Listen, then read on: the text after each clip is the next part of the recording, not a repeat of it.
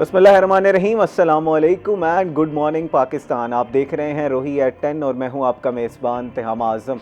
नाज़रीन, उम्मीद करते हैं कि आपके दिन का आगाज़ जो है वो अच्छा हुआ होगा। नाज़रीन, दिन ब दिन सर्दी की शिद्दत में इजाफ़ा होता जा रहा है और हम देख रहे हैं कि मुल्तान और साउथ पंजाब में तो धुंध ने अपने डेरे जमा लिए हैं। सुबह के वक्त हम उठने का दिल नहीं करता, थोड़ा सा देर से उठते हैं, जिसकी वजह से फिर हमें जल्दी होती है कि हम ज़रा जल्दी जल्दी ऑफिस पहुँचें, लेकिन क्योंकि धुंध है और तेज़ रफ्तारी की वजह से फिर हादसात होते हैं। अब हमारी छोटी सी गलती की वजह से जो दीगर लोग रोड का इस्तेमाल कर रहे होते हैं, वो जो कानून की पाबंदी भी कर रहे होते हैं, ट्रैफिक कवानीन को भी फॉलो कर रहे होते हैं, रफ्तार भी उनकी थोड़ी स्लो होती है, लेकिन हमारी तेज़ रफ्तारी की वजह से उनका भी हादसा हो जाता है। तो हमने अपना भी ख्याल रखना है, इर्द गिर्द जो लोग हमारे रोड का इस्तेमाल करें उनका भी ख्याल रखना है। नाज़रीन, इसी एक पॉजिटिव पॉइंट के साथ हम चलते हैं आज के अपने मौजू की तरफ। आज हमने बहुत ही बेहतरीन मौज़ूआत आपके लिए चुने हैं। हम आजकल हुकूमत पंजाब की तरफ से डिफरेंट कार्ड स्कीम्स लॉन्च की जा रही हैं। वो कार्ड स्कीम्स क्या हैं, किस तरह के कार्ड्स लॉन्च किए गए हैं, इसी के साथ साथ आने वाले दिनों में वेदर की क्या सूरत हाल होगी, इस पर तफसीलन गुफ्तगू करने के लिए हमारे साथ मौजूद हैं राना सलमान ज़मीर साहब, जो कि रिपोर्टर हैं रोही टीवी के और एंकर पर्सन के फ़राइज़ भी सर अंजाम देते हैं। अस्सलाम वालेकुम राना साहब, कैसे हैं आप? वालेकुम अस्सलाम। Welcome to the show. वालेकुम अस्सलाम। जब मैं आता हूँ ना, तुम्हारा चेहरा जो है ना, एक अजीब सी खुशी उसके ऊपर देख रहा होता हूँ और मुझे बड़ा अच्छा लग रहा होता है ये चीज़। आपकी मोहब्बत है राना साहब। Beauty lies in the eyes of the beholder. आप देखते हैं तो आपके आने से मेरे चेहरे पे खुशी आ जाती है। सर बहुत शुक्रिया। नाज़रीन, इन्हीं के साथ हमारे साथ मौजूद हैं प्रोफेसर हकीम ज़फ़र महमूद अंसर साहब। इनसे हमने आज दिमागी अमराज पे गुफ्तगू करनी है। हम आजकल देख रहे हैं कि हम आहिस्ता आहिस्ता चीज़ें अपनी भूल जाते हैं। कभी कुछ लोग कहते हैं कि हमें नाम याद नहीं रहते, कुछ कहते हैं कि चंद घंटे कोई चीज़, कुछ चंद देर पहले कोई चीज़ रखी थी हम भूल गए हैं। इसी तरह के दीगर अमराज हम लोग क्यों इस तरह का शिकार होते जा रहे हैं? कहीं इसमें कोई सोशल मीडिया का आंसर तो मौजूद नहीं है। इसी के साथ साथ हमारा लाइफस्टाइल भी चेंज हो चुका है। तो तफसीलन इस हवाले से गुफ्तगू करेंगे। अस्सलाम वालेकुम sir, welcome to the show. अल्हम्दुलिल्लाह, कैसे हैं आप? खैरियत से? मैं ठीक हूँ सर, आप सुनाएं, आप ठीक हैं? अल्हम्दुलिल्लाह, अल्लाह का बहुत करम है। सर्दी का सुनाएं सर, वेदर तो बड़ा हार्श हो चुका है इस वक्त। बहुत ये मौसम है तो इसमें जनवरी में तो पीक पे होती है अपनी सर्दी और वो पड़ रही है, तो ये भी अल्लाह ताला का एक इनाम है, तोहफ़ा है। अल्लाह ताला का एक इनाम है। और लेकिन इसमें सर हमने अपनी सेहत का भी कुछ ना कुछ ख्याल रखना है। बिल्कुल, हर इन्वायरमेंट के मुताबिक अपने आप को तो सेफ़ करना ही होता है, चाहे गर्मी हो सर्दी हो। हर इन्वायरमेंट में इंसान अपने आप को सेफ़ नहीं करेगा तो फिर ज़ाहिर है मुश्किलात में पड़ जाएगा। राना साहब हमारे साथ मौजूद हैं, ज़रा इनसे वेदर की सूरत हाल ले लेते हैं और ज़रा फॉरकास्ट भी बताएं। राना साहब, आगे आने वाले दिनों में किस तरह का वेदर है? सुना है इससे भी ज़्यादा ठंड होने का इम्कान है। जी, ये असल में ये है सारा क्लाइमेट चेंज का असर। आपने देखा होगा कि क्लाइमेट चेंज जो है वो एक बड़े अरसे से चीज़ चलती आ रही है कि जिसकी वजह से हमारे जो ग्लेशियर्स हैं वो पिघल रहे हैं। और आप इस वक्त अगर बलाई इलाकों की बात करें तो वहाँ पर भी अनयूजुअल किस्म की जो बर्फ़बारी है वो देखने को मिल रही है। ख़ास तौर पर हम बात करें अगर आप फोर्ट मनरो वाली साइड पर या सिंध के अंदर भी एक एरिया ऐसा है, उसका नाम मेरे दिमाग से निकल गया उस जगह का, वहाँ पर भी बर्फ़बारी हो रही है। अब आप इस चीज़ से अंदाज़ा लगा लें कि आपका या तो हम लोग सोचते थे सिर्फ हम अपर पाकिस्तान की तरफ चले जाएं, KPK या अपर पंजाब जो है इस्लामाबाद से ऊपर मरी वाली साइड जो है, क्योंकि वो पंजाब का आखिरी एरिया कहलाता है मरी, उसके बाद फिर आगे सारा KPK शुरू हो जाता है। तो लोग जो हैं वो ज़्यादातर उस तरफ जाने की सोच रहे होते हैं, मगर अब बर्फ़बारी यहाँ पर भी हो रही है। मगर इसी के साथ साथ मैं आपको ये भी बता दूँ कि जहाँ पर हम दूसरे सूबों की बात करें, हमारे अपने मुल्तान शहर में आप देख लें कि इस दफ़ा सर्दी के अंदर वो बारिश देखने को नहीं मिली। बिल्कुल, आप ये देखें खुश सर्दी इतनी हुई कि हमें दिसंबर तक हम तो यही सोचते रह गए कि यार किसी तरीके से एक बारिश की बूंद जो है वो हमें देखने को मिल जाए। मगर फिर वो ऐसा हुआ कि आखिरी दिनों में जाकर, नए साल के शुरू के अंदर जाकर एक छोटी सी रात को हल्की सी बारिश हुई और उसके बाद फिर सुबह तक वो हल्की सी बारिश जो वो देखने को मिली, मगर उसने भी कोई इतना असरअंदाज नहीं किया उस खुश्क सर्दी पर जो कि मौजूद थी। आप इस दफ़ा की जो सर्दी है या धुंध है उसमें भी बहुत ज़्यादा इजाफा देखने को मिला है। आप ये देखें कि पहले हमें, अगर मैं 2 साल पहले की बात करता चलूँ तो 2 साल पहले तक मुझे अच्छे तरीके से याद है कि धुंध सिर्फ़ और सिर्फ पूरे जनवरी के अंदर हमें देखने को मिली थी और वो भी 3 से 5 दिन लगातार, उसके बाद फिर ख़त्म।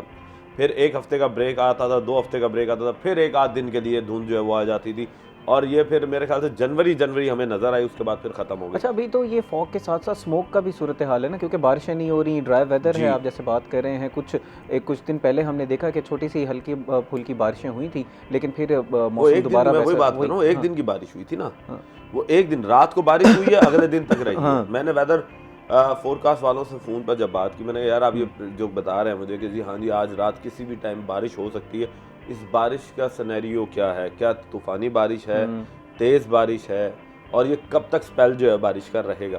मैंने कहा सर हमारे पास जो वेदर फोरकास्ट हमें बता रहा है वो बहुत ही हल्की बारिश है ये, और ये सिर्फ और सिर्फ एक दिन तक रहेगी, तो उससे कोई फ़ायदा नहीं हुआ। यानी कि आप ये देखें कि उसके बाद आपने देखा होगा कि धूप नहीं निकली इतनी। हाँ, कल की अगर मैं बात कर लेता हूँ तो कल आपने देखा था कि पूरा दिन जो है वो स्मोक भी रही, फॉग भी रही उसे कहने। और परसों की मैं आपको बात बताऊं, क्योंकि कल ये जब सिनेरियो रहा तो परसों रात की मैं कुछ देर के लिए मैं बाहर था घर से, तो मैंने फॉर द फर्स्ट टाइम वो चीज़ देखी कि आपका जो स्टेट बैंक है मुल्तान का, इससे पीछे सारा एरिया धुंध से भरा हुआ था, और धुंध ऐसे नज़र आ रही थी कि मेरे से यूँ समझ कि 3 फुट आगे मुझे गाड़ी में कुछ ही नज़र नहीं आ रहा था। और जैसे ही मैं फ्लाईओवर क्रॉस किया है, मैंने चढ़ा हूँ, और ये रात 4 बजे की बात है, तो जैसे मैं फ्लाईओवर चढ़ाऊँ धुंध ख़त्म। और जब फिर मैं अगले दिन उठाऊँ तो कुछ इलाकों में धुंध थी, कुछ इलाकों में नहीं थी। तो और उसके बाद फिर शाम को 4 बजे के करीब हमें थोड़ी सी धूप देखने को मिली, जब उस धूप का कोई फ़ायदा नहीं था। नाज़रीन, अब जैसे राना साहब बात कर रहे हैं और मैंने भी अपनी इंट्रोडक्शन में ये बात की थी कि एक तो तेज़ रफ्तारी से हमने इज्तनाब करना है, ट्रैफिक के कवानीन पर हमने अमल करना है, दूसरा फॉग के साथ साथ स्मोक भी है, तो हमने अपनी सेहत का ख्याल रखना है। वो जो हमें स्टेट की तरफ से कहा जा रहा है कि आपने मास्क का इस्तेमाल करना है और थोड़ा सा अपनी सेहत का ख्याल रखना है, गर्म लिबास की तरफ अब चले जाना चाहिए हम लोगों को, तो उन चीज़ों का ख्याल रखें ताकि अपनी सेहत का ख्याल रखें और अपने इर्द गिर्द वालों की सेहत का भी ख्याल रख सकें। हकीम साहब, मैं आपसे भी ज़रा जानना चाहूँगा कि ये ऐसा वेदर है, ड्राई वेदर है, जिसमें बीमारियाँ बहुत ज़्यादा हो रही हैं, तो किस तरह बचा जा सकता है? अगर कोई गाइडलाइंस हों, कोई ऐसे गर्म मशरूबात हों जो हम पिएँ जिसकी वजह से हम इस ठंड का मुकाबला कर सकें? बिल्कुल, वो एक बहुत ही मारूफ माकूला है कि adapt yourself according to your substances, यानी कि अपने आप को अपने माहौल के मुताबिक ढाला जाए। ये तो एक जो ना कुदरत का कानून है, कुदरत का असूल है। हर चीज़ इंसान के अलावा आप किसी भी चीज़ को देखें ना, वो अपने आप को अपने एनवायरनमेंट के मुताबिक ढालती है। अगर इंसान ऐसा नहीं करेगा तो वो इसका मतलब है वो खिलाफ फितरत चल रहा है। जब खिलाफ फितरत चलेगा तो ज़ाहिर है उसकी जो सेहत का है उसके मसाइल पैदा होंगे। तो उसको जो है ना प्रोटेक्ट करना अपनी बॉडी को, ये तो बहुत ज़रूरी है। गर्मी हो गर्मी के मुताबिक, सर्दी हो सर्दी के मुताबिक, उसके लिए गर्म मशरूबात का इस्तेमाल भी किया जा सकता है, नट्स का इस्तेमाल भी किया जा सकता है, हनी का इस्तेमाल, शहद का इस्तेमाल भी किया जा सकता है। अच्छा हकीम साहब, जैसे आज का जो हमारा टॉपिक है ज़हनी कमज़ोरी, और उसके ऊपर हम आजकल देख रहे हैं लोग चीज़ें भूलना भी शुरू कर रहे हैं और दीगर अवामिल भी हमें नज़र आते हैं कि जिसकी वजह से हम ये अंदाज़ा लगा सकते हैं कि कुछ ज़हनी अमराज का इजाफ़ा हो चुका है। इसमें अगर हम सर्दी के मौसम में ज़रा बात करें तो सुस्ती बहुत ज़्यादा हो जाती है, काम करने का दिल नहीं करता, और वैसे भी जो हम अमूमी तौर पर जो स्टूडेंट्स हैं हमारे, वो थोड़ा ज़्यादा जब पढ़ रहे होते हैं इस मौसम में आके थोड़ी सी उन चीज़ों पे भी ब्रेक लग जाती है। तो इसकी वजह क्या है? ये मौसम का कितना असर पड़ता है आपके ऊपर? तो हम आज का ये जो टॉपिक है ना जी, दिमागी कमज़ोरी का, ये एक बहुत अहम टॉपिक है और बहुत वसी टॉपिक है। अब इसमें आज हम जिस मौजू पे बात करेंगे ना, वो दिमागी कमज़ोरी है आफ्टर 18, ओके, यानी कि बलूगत के बाद की। अच्छा, वो मसाइल कुछ और हैं, मतलब माँ के पेट के अंदर हो जाए वो उसके और मसाइल हैं, पैदाइश के बाद कमज़ोरी हो जाए उसके और तरीके और तरह से उसको जो है हम लेंगे। लेकिन जो हम बात कर रहे हैं ये दिमागी कमज़ोरी है। दिमागी कमज़ोरी है क्या, पहले तो ये हम देना देख लें ना। दिमागी कमज़ोरी ये है कि आपके दिमाग के जितने हिस्से हैं उनमें से पूरे दिमाग को या किसी एक हिस्से को उसकी मतलूबा खून की मिकदार का ना मिलना, उसकी मतलूबा खून की मिकदार का ना मिलना, ये दिमागी कमज़ोरी है। ठीक है। अच्छा, अब मतलूबा खून की मिकदार क्यों नहीं मिल रही? अब उसकी जो है ना असबाब अलग हैं कि बाज़ औक़ात जो होता है हमारा हार्ट जो है ना वो वीक होता है, उसकी जो स्ट्रोक है वह उसका ब्लड है वो इस तरह का नहीं पुश कर रहा होता कि वो दिमाग के बारीक बारीक रेशों तक, कैपिलरीज तक और दिमाग के आखिरी खुलियों तक वो ब्लड सप्लाई दे सके। और बाज़ वक़्त ऐसा होता है कि हमारा दिमाग के अंदर अमूमन नज़ला ज़ुकाम हो जाता है या कोई हम उसकी ऐसी हैवी एंटीबायोटिक्स ले लेते हैं, तो उसमें ये होता है कि हमारा वो रेशा जो है दिमाग के अंदर वो वहीं पे खुश्क हो जाता है, ठीक है, और ड्राई हो जाता है। तो उससे उसकी वजह से भी जो है ना वो हमारे जो है दिमाग मुतासर होता है। और जिस तरह के हमारी एबिलिटी सोचने की, समझने की, मेमोरी की जो एबिलिटी है वो भी हम उसमें काफ़ी हद तक उसको वीक कर देते हैं। तो ये बहुत सारे असबाब हैं उसके, खुराक का सही ना मिलना और पूरी नींद का ना लेना, और इसके अलावा जो है अपना आप ऐसी एक्टिविटीज़ में पड़े हुए हैं, कोई ऐसी जो है ना आप मंशियात का इस्तेमाल कर रहे हैं या कोई भी चीज़ जो है ऐसी जो कि सेहत के लिए मुज़र हैं वो आप इस्तेमाल कर रहे हैं, तो उससे उसका लामहला असर जो है वो आपकी पूरी बॉडी पर पड़ेगा, और उसमें सबसे पहले जो है वो दिमाग पर हकीम साहब, मैं चाहूँगा कि आप ज़रा ये एक्सप्लेन करें कि सिम्टम्स क्या होते हैं जिससे हम अंदाज़ा लगा सकते हैं कि हाँ, मैं अब दिमागी कमज़ोरी की तरफ जा रहा हूँ, या अगर मैं किसी अपने दोस्त को देखता हूँ या अपने किसी एल्डरली भाई को देखता हूँ या हमारे घरों में बुज़ुर्ग होते हैं कि अब इनको उस तरफ वो जा रहे हैं, तो अंदाज़ा किस तरह लगाया जा सकता है? उसकी आम तौर पर जो अमूमी तौर पर देखने में आया है, जो अलामत है वो सबसे पहले ये है, ये मैं बड़े लोगों की बात कर रहा हूँ 18 साल से ऊपर, देखने में आया है कि आम तौर पर आप सुनते होंगे अपने बड़ों से या कभी ख़ुद भी एक्सपीरियंस हुआ हो कि हम कभी बैठकर उठते हैं या उठकर बैठकर उठते हैं, जब बैठते हैं या जो कोई एक्टिविटी में हम चलने लगते हैं तो एकदम जो है ना वो चक्कर आता है जी, एकदम चक्कर आता है, या आंखों के आगे स्याही जो है ना थोड़ी देर के लिए आ जाती है, फिर वो सही हो जाती है। अब ये जो है ना इसका एक अलामत है कि दिमागी कमज़ोरी की एक अलामत। और इसके अलावा जो है आम तौर पर हल्का हल्का सर में दर्द रहना, हालांकि आपका ब्लड प्रेशर भी ठीक है और आपका और कोई भी मसला नहीं है, लेकिन आपके सर में हल्का हल्का दर्द है, तो वो भी एक जो है ना इसकी अलामत है कि आपको दिमागी कमज़ोरी। अच्छा, इसमें ये 2-4 अलामतें मिलेंगी तब हम अंदाज़ा लगा सकते हैं कि अब हमें जहनी कमज़ोरी की तरफ जा रहे हैं, क्योंकि ये जैसे हल्का हल्का सर में दर्द रहना, ये तो नज़ूल की भी कहते हैं कि अलामत है। मतलब है कि ये चीज़ें अगर नहीं है, अगर नज़ला भी नहीं है, ब्लड प्रेशर भी नहीं है, कुछ भी नहीं है, आपके सर में हल्का हल्का दर्द है, तो उसकी वजह क्या हो सकती है कि ब्लड की पूरी सप्लाई जो है ना वो नहीं हो रही, क्योंकि जहाँ जहाँ ब्लड पहुँचता है ना, इसका मतलब है वहाँ पर ग़िज़ाइयत पहुँच रही है। अब देखें, खून जो है वो बेहतरीन एक ट्रांसपोर्टर है, हमारे जिस्म के अंदर ब्लड जो है वो एक बेहतरीन ट्रांसपोर्टर है, मतलब जो भी चीज़ आपने एक जगह से दूसरी जगह पहुंचानी है बिल्कुल वो खून के ब्लड के ज़रिए से ही पहुंचती है। यहाँ के सर के बालों से लेकर नाखूनों की, पाँव की नोक तक जो भी आपको चीज़ पहुँचानी है वो दो चीज़ों की ज़रूरत होती है, एक ऑक्सीजन की ज़रूरत होती है और एक ग़िज़ाई मादों की ज़रूरत, ग़िज़ाई मादों की ज़रूरत होती है। इस पर ज़रा तफ़सीलन गुफ्तगू कीजिएगा, लेकिन एक कॉलर लाइन पर मौजूद है, उनका हम सवाल ले लें। अस्सलाम वालेकुम जी, अपना नाम बताइएगा और सवाल कीजिएगा। वालेकुम अस्सलाम, मोहम्मद अख्तर बात कर रहा हूँ जी, जिला लिया से। जी जनाब, सवाल कीजिएगा। मेरा सवाल ये है कि कम उम्र बच्चों में कमजोरी, दिमाग की कमजोरी हो जाती है, इसके लिए क्या करना चाहिए? मेरी एक बेटी है, उसको भी दिमाग की कमजोरी है, भूलने की भी तकलीफ है, उसको भूल जाती है। ठीक है। दूसरा जो है ना वो काम जो है ना नहीं करती बेचारी। ठीक है। अच्छा, बार बार तो जो है ना रोने लग जाती है, बार बार तो रोने लग जाती है।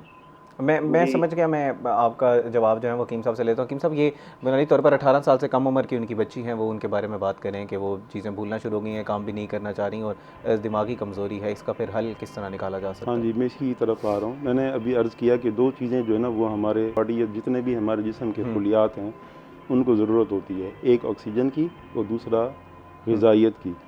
ऑक्सीजन जो है वो तो हम ले लेते हैं सांस के ज़रिए से, फेफड़े जो है वो उसको सर क्योंकि ये बहुत इंपॉर्टेंट चीज़ है, तफसीलन मैं चाहूँगा कि हमारे कॉलर को भी जवाब मिल जाए, इससे बजाय इसके कि हम थोड़ा ब्रीफ सा डिस्कशन करें और फिर फ़ौरन ब्रेक की तरफ जाएं। हम पहले ब्रेक की तरफ चले जाते हैं और फिर तफसीलन इस पर गुफ्तगू करेंगे। नाज़रीन, इस वक्त हुआ एक ब्रेक का, ब्रेक के बाद यहीं से गुफ्तगू आगाज़ करेंगे। So we will be right back.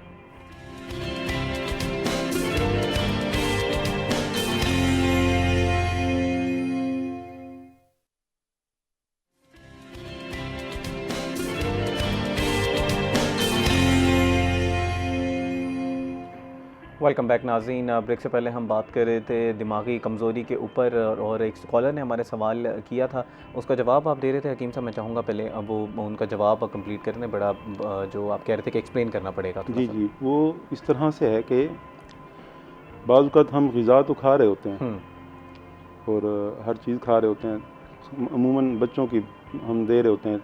अमूमन वैसे देखा गया है कि हम बच्चों को वो क्वालिटी फूड की नहीं दे रहे होते जो कि उनकी बॉडी की नीड है। अच्छा।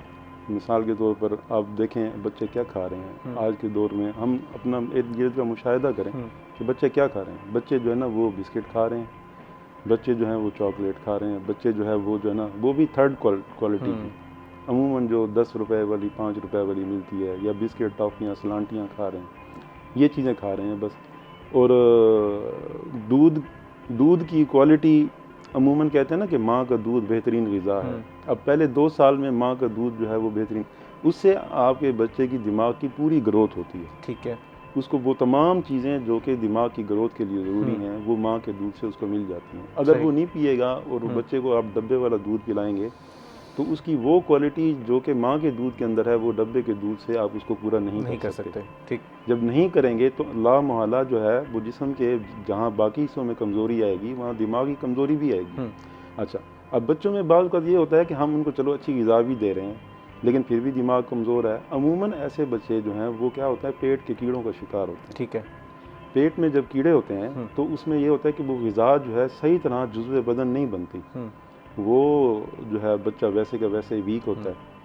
और अमूमन जो है क्या होता है कि उसको हम अगर उस तरह की इन चीज़ों के ख्याल रखें, उसकी सेहत को देखें और उसके अमराज जो हैं जो उसके साथ हैं अमूमन वक्तन फ़वक्तन आते रहते हैं, नज़ला ज़ुकाम हो गया, खांसी हो गई और इसके अलावा मैदे के अमराज हो गए, ये चीज़ें सब अब करेंगे तो इंशाअल्लाह बच्चे सेहतमंद जो। आम तौर पर जो है ना ऐसे बच्चों को, जैसा कि इन कॉलर्स ने अपनी बच्ची का कहा, तो उनको हम खमीरा गौज़बान अम्बरी, ठीक ये है, एक खमीरा होता है जो अमूमन दिमाग की ताकत के लिए इस्तेमाल होता है, खमीरा गौज़बान अम्बरी।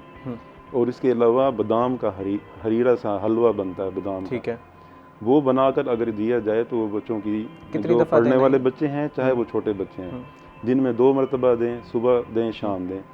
खमीरा गौज़बान अम्बरी तो आधा चम्मच सुबह दे दें, आधा चम्मच शाम दे दें। और ये हरीरा भी इसी तरह सुबह शाम जो है ना 1-2 चम्मच खिला दें। अगर हरीरा आप नहीं बना सकते बादाम का तो आप सादा जो है ना बादाम लें, मगज़ बादाम, और उसके अंदर किशमिश मिला के वो आप उनको सुबह निहार मुँह जो है ना 21 दाने बादामों के 7 दाने किशमिश के। अच्छा, वो ये जो 21 दाने बादामों के हैं, 7 दाने किशमिश के हैं, इसके साथ अगर थोड़ा सा शहद ऐड कर लिया जाए और सुबह निहार मुँह खिला दिया जाए, वही तो है, वो हरीरा सा बन जाएगा। वो आप जो है ना मिला के बच्चों को दे सकते हैं। उससे उनकी दिमागी कमज़ोरी जो है वो मसला भी हल होगा, यादाश्त भी बेहतर होगी और इसके अलावा बॉडी के लिए भी एक क़ुव्वत और एनर्जी जो है वो उनको मिलेगी। और ये निहार मुँह खिलाना है? निहार मुँह खिलाना है, बिल्कुल। ठीक है।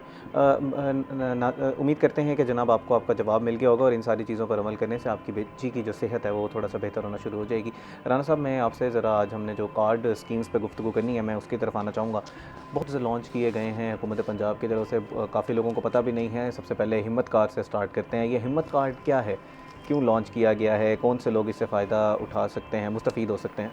हिम्मत एक लफ्ज़ से ही पता चलता है कि आपको ताकत दी जा रही है। अच्छा, अब एक सवाल आता है दिमाग में कि यार ये अब ताकत किस चीज़ की है? अब एक नॉर्मल इंसान हो, उसके पास तो ताकत हर चीज़ की है, वो चल सकता है, फिर सकता है, देख सकता है, बोल सकता है।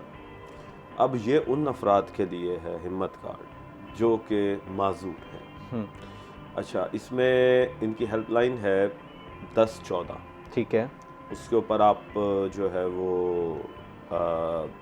अपने आप को रजिस्टर करवा सकते हैं। और फिर दूसरा ये कि आपके वो जो शनाख्ती कार्ड होता है उस पर वैसे भी हैंडीकैप लिखा होता है, तो उससे भी ये हो सकता है। तो इसके पैसे होंगे 10,500 रुपये पर मंथ। ठीक है, ये आपको दिए जाएंगे। और ये वो डिसेबिलिटी सर्टिफिकेट जिनके पास होगा उन्हीं को मिलेगा? जी, ऑब्वियसली। नहीं, ये कहाँ से लिया जा सकता है, इसकी रजिस्ट्रेशन किस तरह होगी? मैं वही तो बता रहा था कि एक आपका शनाख्ती कार्ड के ऊपर है। ठीक है, आप अपने डीसी के साहब को दरख्वास्त देंगे। अच्छा, डीसी साहब को दरख्वास्त देंगे। दूसरा, अगर आप कहते हैं जी मैं डीसी साहब के पास नहीं आ सकता, तो इसकी हेल्पलाइन है, वो मैंने आपको बताइए। उस हेल्पलाइन पे आप कॉल करें, वो आपसे खवाइफ मांगेंगे, वो दे सकते हैं। चले जी, आप हेल्पलाइन भी नहीं कर सकते, फिर पोर्टल है। इन सारों का ना, जितने भी ये कार्ड्स बनाए हुए, इनका एक पोर्टल बनाया हुआ है। ठीक, उन पोर्टल्स के ऊपर आप अपने आप को रजिस्टर्ड करवाएं, जो वो चीज़ें कवाइफ मांगते हैं आप वो कवाइफ दें। प्लस इसमें सबसे बड़ी चीज़ आएगी आपका सबूत हैंडीकैप होने का। ठीक है। वो हैंडीकैप होने का सबूत जो है वो डॉक्टर से या हॉस्पिटल, सरकारी हॉस्पिटल देगा आपको। और फिर सबसे बड़ी बात है कि आपके शनाख्ती कार्ड के ऊपर भी जो चीज़ होगी वो भी नज़र आ जाएगी। इससे एक फ़ायदा तो ये होगा कि जो हमारे माजूर अफराद लोग भाई हैं, जो बेचारे जिनको हम जॉब नहीं देते, सबसे बड़ा तो अलमिया हमारी जो सोसाइटी उसका ये है ना कि अगर कोई शख्स हैंडीकैप है तो हम उसे देखते ही फ़ौरन तौर पर रिजेक्ट कर देते हैं, यार छोड़ो यार क्या देने हमारा से अलमिया जॉब। भी है ना, इंक्लूसिव होने की ज़रूरत जबकि है। एक बात मैं आपको ये बता दूं, ये जितने भी हैंडीकैप लोग हैं तो हमारे हमसे बहुत ज़्यादा ज़हीन है। हम आम लोगों की निस्बत इनका सोचने समझने का जो सलाहियत अल्लाह पाक ने दी है वो बहुत बड़ी है। क्योंकि वो बताते हैं ना, कहते हैं कि अल्लाह पाक ने अगर किसी चीज़ की कमी रखी है तो कुछ ना कुछ बढ़ाया भी है उसमें। तो ये लोगों की, अब देखे जिस तरीके से एक अंधा है उसे नज़र नहीं आता, मगर वो आपकी आवाज़ और आपका टच यानी फील, टच ऑफ फील जो है उससे उसकी इतनी पावर स्ट्रांग होती है कि वो एक दफ़ा में याद कर देता है कि यार ये बंदा कौन है। ठीक है, आपकी आवाज़ से वो पहचान लेते हैं लोग कि आपकी नेचर क्या होगी, आप उसके साथ क्या करने जा रहे हो, या आपकी उसका अटैचमेंट किस वजह से है। अच्छा, इसी के साथ फिर आ जाता है दूसरा कार्ड। एक और कार्ड इन्होंने दिया है वो है आपका किसान कार्ड। ठीक, बड़े अरसे से चल भी रहा है ये। हिम्मत कार्ड 2025 में शुरू किया था इन्होंने, और किसान कार्ड जो है ये तो मरीम नवाज साहिबा ने पिछले 2-3 सालों से ही किया हुआ। उसमें अमेंडमेंट्स भी करती रही, और अमेंडमेंट्स के साथ उसमें आपको लोन्स भी मिलते रहे। आपको उस लोन्स में, किसान कार्ड में एक फ़ायदा ये होगा कि आप उससे बीज खरीद सकते हैं फ्री ऑफ कॉस्ट, यानी फ्री ऑफ लोन या सूद। और इसके साथ आपको जो है वो इन्होंने ट्रैक्टर की स्कीम्स भी उसी में ही लॉन्च की। अच्छा, ये इसकी कितनी मालियत है? ये भी पर मंथ मिलेगा या ये आपकी ज़मीन को देखकर आपको देगा? ये ज़मीन को देखकर है। ठीक है, ये पर मंथ नहीं है, ये ज़मीन को देखकर है किसान कार्ड। और फिर इसी के साथ इन्होंने एक और कार्ड लॉन्च किया है, राशन कार्ड। ठीक अब राशन कार्ड जो है वो इन्होंने देने हैं 12 लाख अफराद को। ठीक, और पूरे पंजाब में और इसकी मालियत इन्होंने रखी है 5,000 से 10,000 तक। 5,000 से 10,000 रुपये एज पर बंदों की कैपेसिटी। मगर मैं इस चीज़ को ज़रा थोड़ा सा गलत सोचता हूँ। मेरा सोचने समझने का तरीका कुछ अलग है, क्योंकि बीइंग आ रिपोर्टर या आप एंकर पर्सन या आप पब्लिक फिगर, क्योंकि हम पब्लिक में रहते हैं, तो मैंने एक चीज़ ये देखी कि यार 5,000 में आपको महीने का राशन नहीं आता, चाहे आप 2 मियाँ बीवी एक बच्चा भी हो, आप 5,000 में तो गुजारा मुश्किल नहीं होता ना। आपका घी किधर है? आपका दूध का अगर अखराजात लगाए जाएं, दूध आपका अच्छा दूध जो है वो 200 से 240 रुपए किलो मिल रहा है। लेकिन ये तो फिर अगर हम सिक्के का दूसरा रुख देखें, ये तो फिर हेल्प करने के लिए होगी ना, थोड़ी सी आप अपना ज़रिया आमदन आपका कुछ होगा, इसमें थोड़ी सी इमदाद कर दी जाएगी हुकूमत की तरफ से। मगर एक चीज़ हमारा अलमिया ये भी था ना, हमारे जो हम बाहैसियत पाकिस्तानी हम कहते हैं कि आपने मेरी मदद करना शुरू की है ना, आप मुझे मेरी उंगली की मदद कर रहे हैं, मैं आपको पूरा बाजू पकड़ना चाहूंगा कि मुझे आप पूरा बाजू दे दें। बिल्कुल, कुछ हमने भी जो है वो मेहनत करनी है, रोजी कमाने की कोशिश करनी है। इसी के साथ एक और कार्ड है, तफसीलन गुफ्तगू करते हैं काफ़ी सारा, क्योंकि कार्ड्स हैं, लेकिन इस वक्त हुआ एक ब्रेक का। नाज़रीन, ब्रेक के बाद दीगर जितने भी कार्ड्स हुकूमत पंजाब की तरफ से लॉन्च किए गए उस पर तफसीलन गुफ्तगू करते हैं। So we will be right back.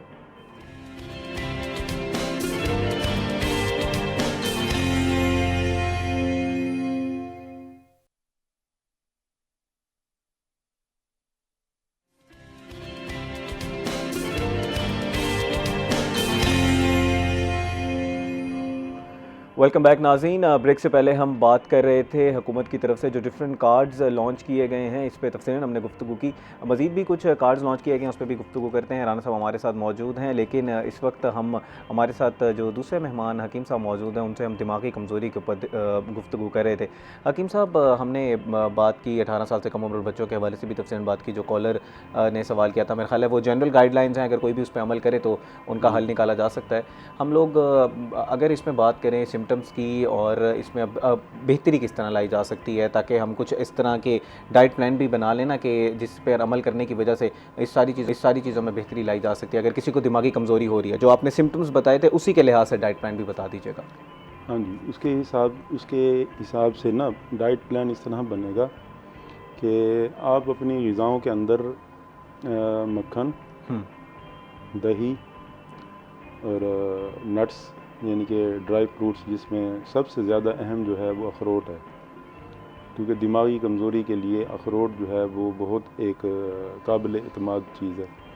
इसके ऊपर सदियों से लोग जो है ना वो उसको इस्तेमाल करते हैं दिमागी कमज़ोरी के लिए। और इसके अलावा सब्ज़ पत्तों वाली सब्ज़ियां हैं, और जो है ये चीज़ें हैं जिनको आप इस्तेमाल करके अपनी ग़िज़ा को मज़ीद बेहतर बना सकते हैं और दिमागी कमज़ोरी को दूर कर सकते हैं। ऐसा मरीज़ जो कि खून की कमी का शिकार हो और उसको दिमागी कमज़ोरी भी हो, तो अमूमन ये रिकमेंड किया जाता है कि वो अपने सोने के लिए ना अपना जो पाँव वाली साइड है वो ऊपर रखे, सर वाली साइड जो है वो नीचे रखे, सही, ताकि ब्लड सप्लाई जो है वो पूरी उसकी सर की तरफ ज़्यादा हो। अमूमन लोग जो है ना ऐसे सोते हैं कि बिल्कुल सर ऊपर होता है और टांगें बिल्कुल वो सही स्ट्रेट होती हैं।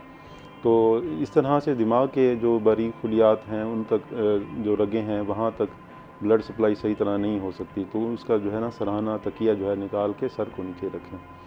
और इसके अलावा उसको बेहतर करने का एक और भी है हल कि आप उसकी मशक करें, यानी कि जिस काम उसकी मशक का तरीका ये है कि आप जिस काम में लगे हुए हैं ना, अपना तवज्जो और अपना सारा फोकस जो है ना उसी के ऊपर मरकूज़ रखें।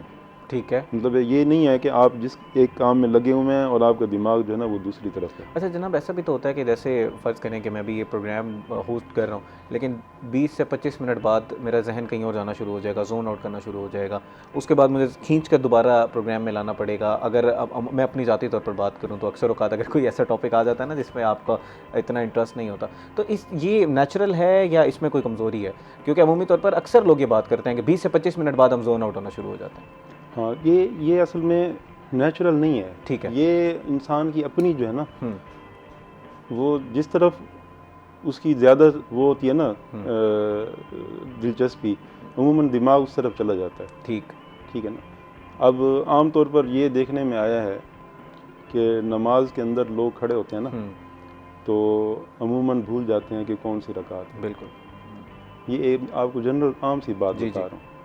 तो इसकी जो मशक करनी है ना, वो मेरा ख़्याल में सबसे बेहतरीन तरीका ये है कि आप अपनी नमाज में ना इसकी मशक शुरू कर लें। ठीक।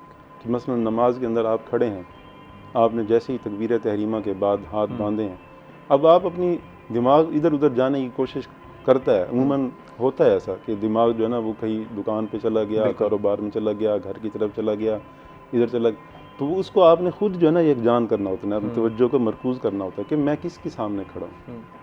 इसकी मशक करना, इसकी रोज़ाना आप, क्योंकि दिन में 5 मरतबा जो इसकी मशक करेगा तो ऐसा हो नहीं सकता कि वो उसका काम के ऊपर फोकस ना हो। जब आप नमाज के अंदर अपनी तवज्जो जो है वो मरकूज़ करेंगे और अपना दिमाग जो है ना इस पर लाएंगे, और दूसरा है कुरान मजीद की तिलावत। आप कुरान मजीद की तिलावत करें और वमा तर्जुमा करें और साथ पढ़ें कि आप जो पढ़ रहे हैं ये अल्लाह हमसे क्या कह रहा है। अच्छा, अब ये जब ये कर रहे होंगे ना तो आपका दिमाग जो है ना वो एक जगह पे फोकस होगा और एक जगह लगा हुआ होगा, इधर उधर नहीं जाएगा। और तीसरी चीज़ है जिक्र करना। जिक्र करना मिसाल के तौर पर उसके लिए क्या है कि अपने जिस्म को पाबंद करें। जैसे कोई लोग जो है ना योगा करते हैं ना, योगा करते हैं, एक एंगल बनाते हैं बॉडी का और उसमें बैठकर जो है वो आंखें बंद करके अपना दिमाग को जो है ना एक जगह पे फोकस करते हैं। तो हमारे पास क्या है, उसका बेहतरीन ज़रिया क्या है, ज़िक्र करें। ज़िक्र क्या है कि हम तीसरा कलमा पढ़ें, दुरूद शरीफ पढ़ें, इस्तग़फ़ार करें। ये ऐसी तस्बीहात हैं जिसमें हमारी आखिरत का भी फ़ायदा है और दुनिया और दिमाग भी एक जगह पे फोकस होगा। बिल्कुल। कि आपका दिमाग जो है ना यादाश्त जो है ना वो बेहतर होगी कि मैं जो है ना ये क्या पढ़ रहा हूँ, ये तीसरा कलमा पढ़ रहा हूँ, इसमें मैं क्या कह रहा हूँ, दुरूद शरीफ पढ़ रहा हूँ तो इसमें मैं क्या कह रहा हूँ। उसमें आप देखें कि हुज़ूर सल्लल्लाहु अलैहि वसल्लम के हमारे ऊपर कितने एहसानात हैं, उसने इस उम्मत की खातिर क्या क्या किया, इस दीन की खातिर कितनी कुर्बानियाँ दी, कितनी तकलीफ़ें।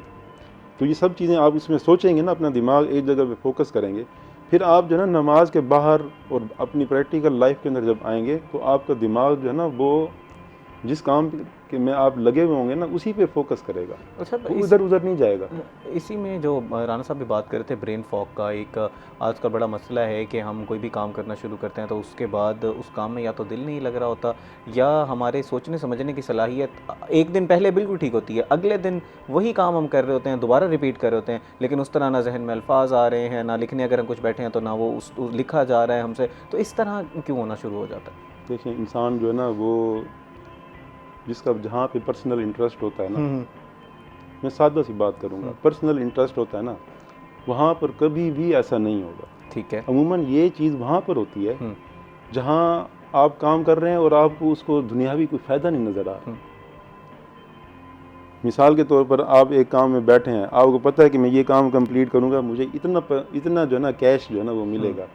मैं कहता हूँ मजाल है कि आपकी तवज्जो इधर उधर हट जाए, बिल्कुल आपका जो है वो उकताहट हो जाए, आपको 8 घंटे बैठना पड़े तो आप बैठेंगे, मुझे पता है कि इसके बाद जो है ना मुझे क्या मिलना है, रिवार्ड क्या मिलना है। तो हर बंदा रिवार्ड के पीछे दौड़ता है, अपने इनाम के पीछे दौड़ता है, उसको ये पता है कि इसके बाद मुझे क्या मिलना है। तो जब ऐसी सूरत हाल, जब पर्सनल इंटरेस्ट पैदा होगा, किसी भी चीज़ के अंदर पैदा हो जाए, तो उसके अंदर ये कैफियत बंदे की नहीं होगी कि आपकी तवज्जो इधर उधर मुंतशिर हो। जैसे मैंने अभी नमाज की मिसाल दी है, तो अब अगर आपको ये पता चल जाए कि इसके बदले में मुझे क्या मिलेगा, कि बदले में मुझे क्या मिलेगा, अब ये गैब का सौदा है। अब जो गैब के सौदे होते हैं ना उनके ऊपर यकीन करना, यही तो ईमान है, यही ईमान है। अच्छा जनाब ये बताइएगा कि हमारे जो दिमागी कमज़ोरी है उसके अंदर हमारी स्क्रीन का कितना अमल दखल है? आजकल हम देख रहे हैं कि हर चीज़ हम जो पहले सोच के कोई चीज़ काम करते थे, आज हम वही प्रॉम्प्ट देते हैं, AI हमें वो काम करके दे देता है, तो हमें मुशक्क़त करने की आदत हमारी ज़रा कम होती जा रही है। बिल्कुल, वो यही बात है ना कि हम अपने दिमाग को प्रॉपर यूज़ नहीं करते, इस्तेमाल नहीं करते। ये काम जो कि हमारे करने का था, खुद सोचने का था, खुद तख्लीकी जहन बनते थे लोग, तो वो हमने जो है ना मशीनों के ऊपर डाल दिया। और स्क्रीन टाइम का जहाँ तक आपने कहा, कि उससे पहले मैं बात करूँगा कि दिमागी कमज़ोरी की एक और बड़ा सबब जो है वो पूरी नींद का ना होना। पूरी नींद का ना होना, इस पर ज़रा तफसीलन बात कीजिएगा, लेकिन एक कॉलर हमारे साथ लाइन पर मौजूद है, उनका हम सवाल ले लें। अस्सलाम वालेकुम जी, अपना नाम बताइएगा और सवाल कीजिएगा। वालेकुम सलाम, सुहेल बात कर रहा हूँ मुल्तान से। जी सुहेल साहब सवाल कीजिएगा। ये राशन कार्ड के बारे में बता दें कि ये कैसे मिलेगा, हम गरीब लोग हैं, हमें। ठीक है, इस पे तफसीलन गुफ्तगू करते हैं। हमने जब कार्ड्स के हवाले से राना साहब हमारे साथ मौजूद हैं। हकीम साहब मैं चाहूँगा पहले हम जो टॉप कह रहे थे उसको कंक्लूड करें, फिर हम राना साहब से इस पे राशन कार्ड के हवाले से भी गुफ्तगू कर लेते हैं। जो आप बात कर रहे थे कि हम लोगों को काम करने की ज़रूरत है, मेहनत करने की ज़रूरत है, अपने दिमाग को इस्तेमाल करने की ज़रूरत है, उस पर ज़रा रोशनी डालिएगा। और इसी के साथ आपने नींद की भी बात की। हाँ जी, नींद बहुत ज़रूरी है। तकरीबन 8 घंटे की नींद, कम से कम 7-8 घंटे की नींद जो है वो हर इंसान के लिए बहुत ज़रूरी है। ठीक है। और ये आपकी दिमागी सेहत के लिए भी बहुत ज़रूरी है। और अमूमन क्या होता है कि हम रात को जब सोने के लिए लेटते हैं तो अमूमन उस वक्त ज़्यादा, क्योंकि फरागत है, अब लेटे हुए हैं, मोबाइल भी यूज़ कर रहे हैं। अब ये एक ऐसी चीज़ है कि इसमें आपको कितने घंटा भी, 2 घंटे भी लग जाते हैं ना, आपको टाइम गुजरने का एहसास नहीं होता। बिल्कुल, वो डिज़ाइन ही इस तरह की गई है। हाँ, पूरी दुनिया उसके अंदर समोई हुई है और पूरी दुनिया के अंदर आप गुम हो जाते हैं, तो फिर आप जो है ना टाइम गुजरने का पता नहीं चलता। और आपकी दूसरी सूरत में क्या हो रहा होता है, आपकी नींद जो है ना वो डिस्टर्ब हो रही है, नींद डिस्टर्ब हो रही होती है। और जो हम आर्टिफिशियल इंटेलिजेंस है या मोबाइल फ़ोन का इस्तेमाल कर रहे हैं, क्योंकि उसको डिज़ाइन ही इस तरह किया गया है कि आप उसके स्क्रीन के साथ चिपके रहें, तो इसकी वजह से आपकी नींद भी डिस्टर्ब होती है, आपकी सोचने समझने की सलाहियत भी ख़राब होती है। लेकिन इन सारी चीज़ों से बचना कैसे है, इनको बेहतर किस तरह करना है, अपने दिमाग को किस तरह आप तरोताज़ा रख सकते हैं, अपने दिमाग की नशोनुमा किस तरह कर सकते हैं, तो इस पर तफसीलन गुफ्तगू करेंगे। लेकिन इस वक्त हुआ एक ब्रेक का, नाज़रीन हमारे साथ रहिएगा।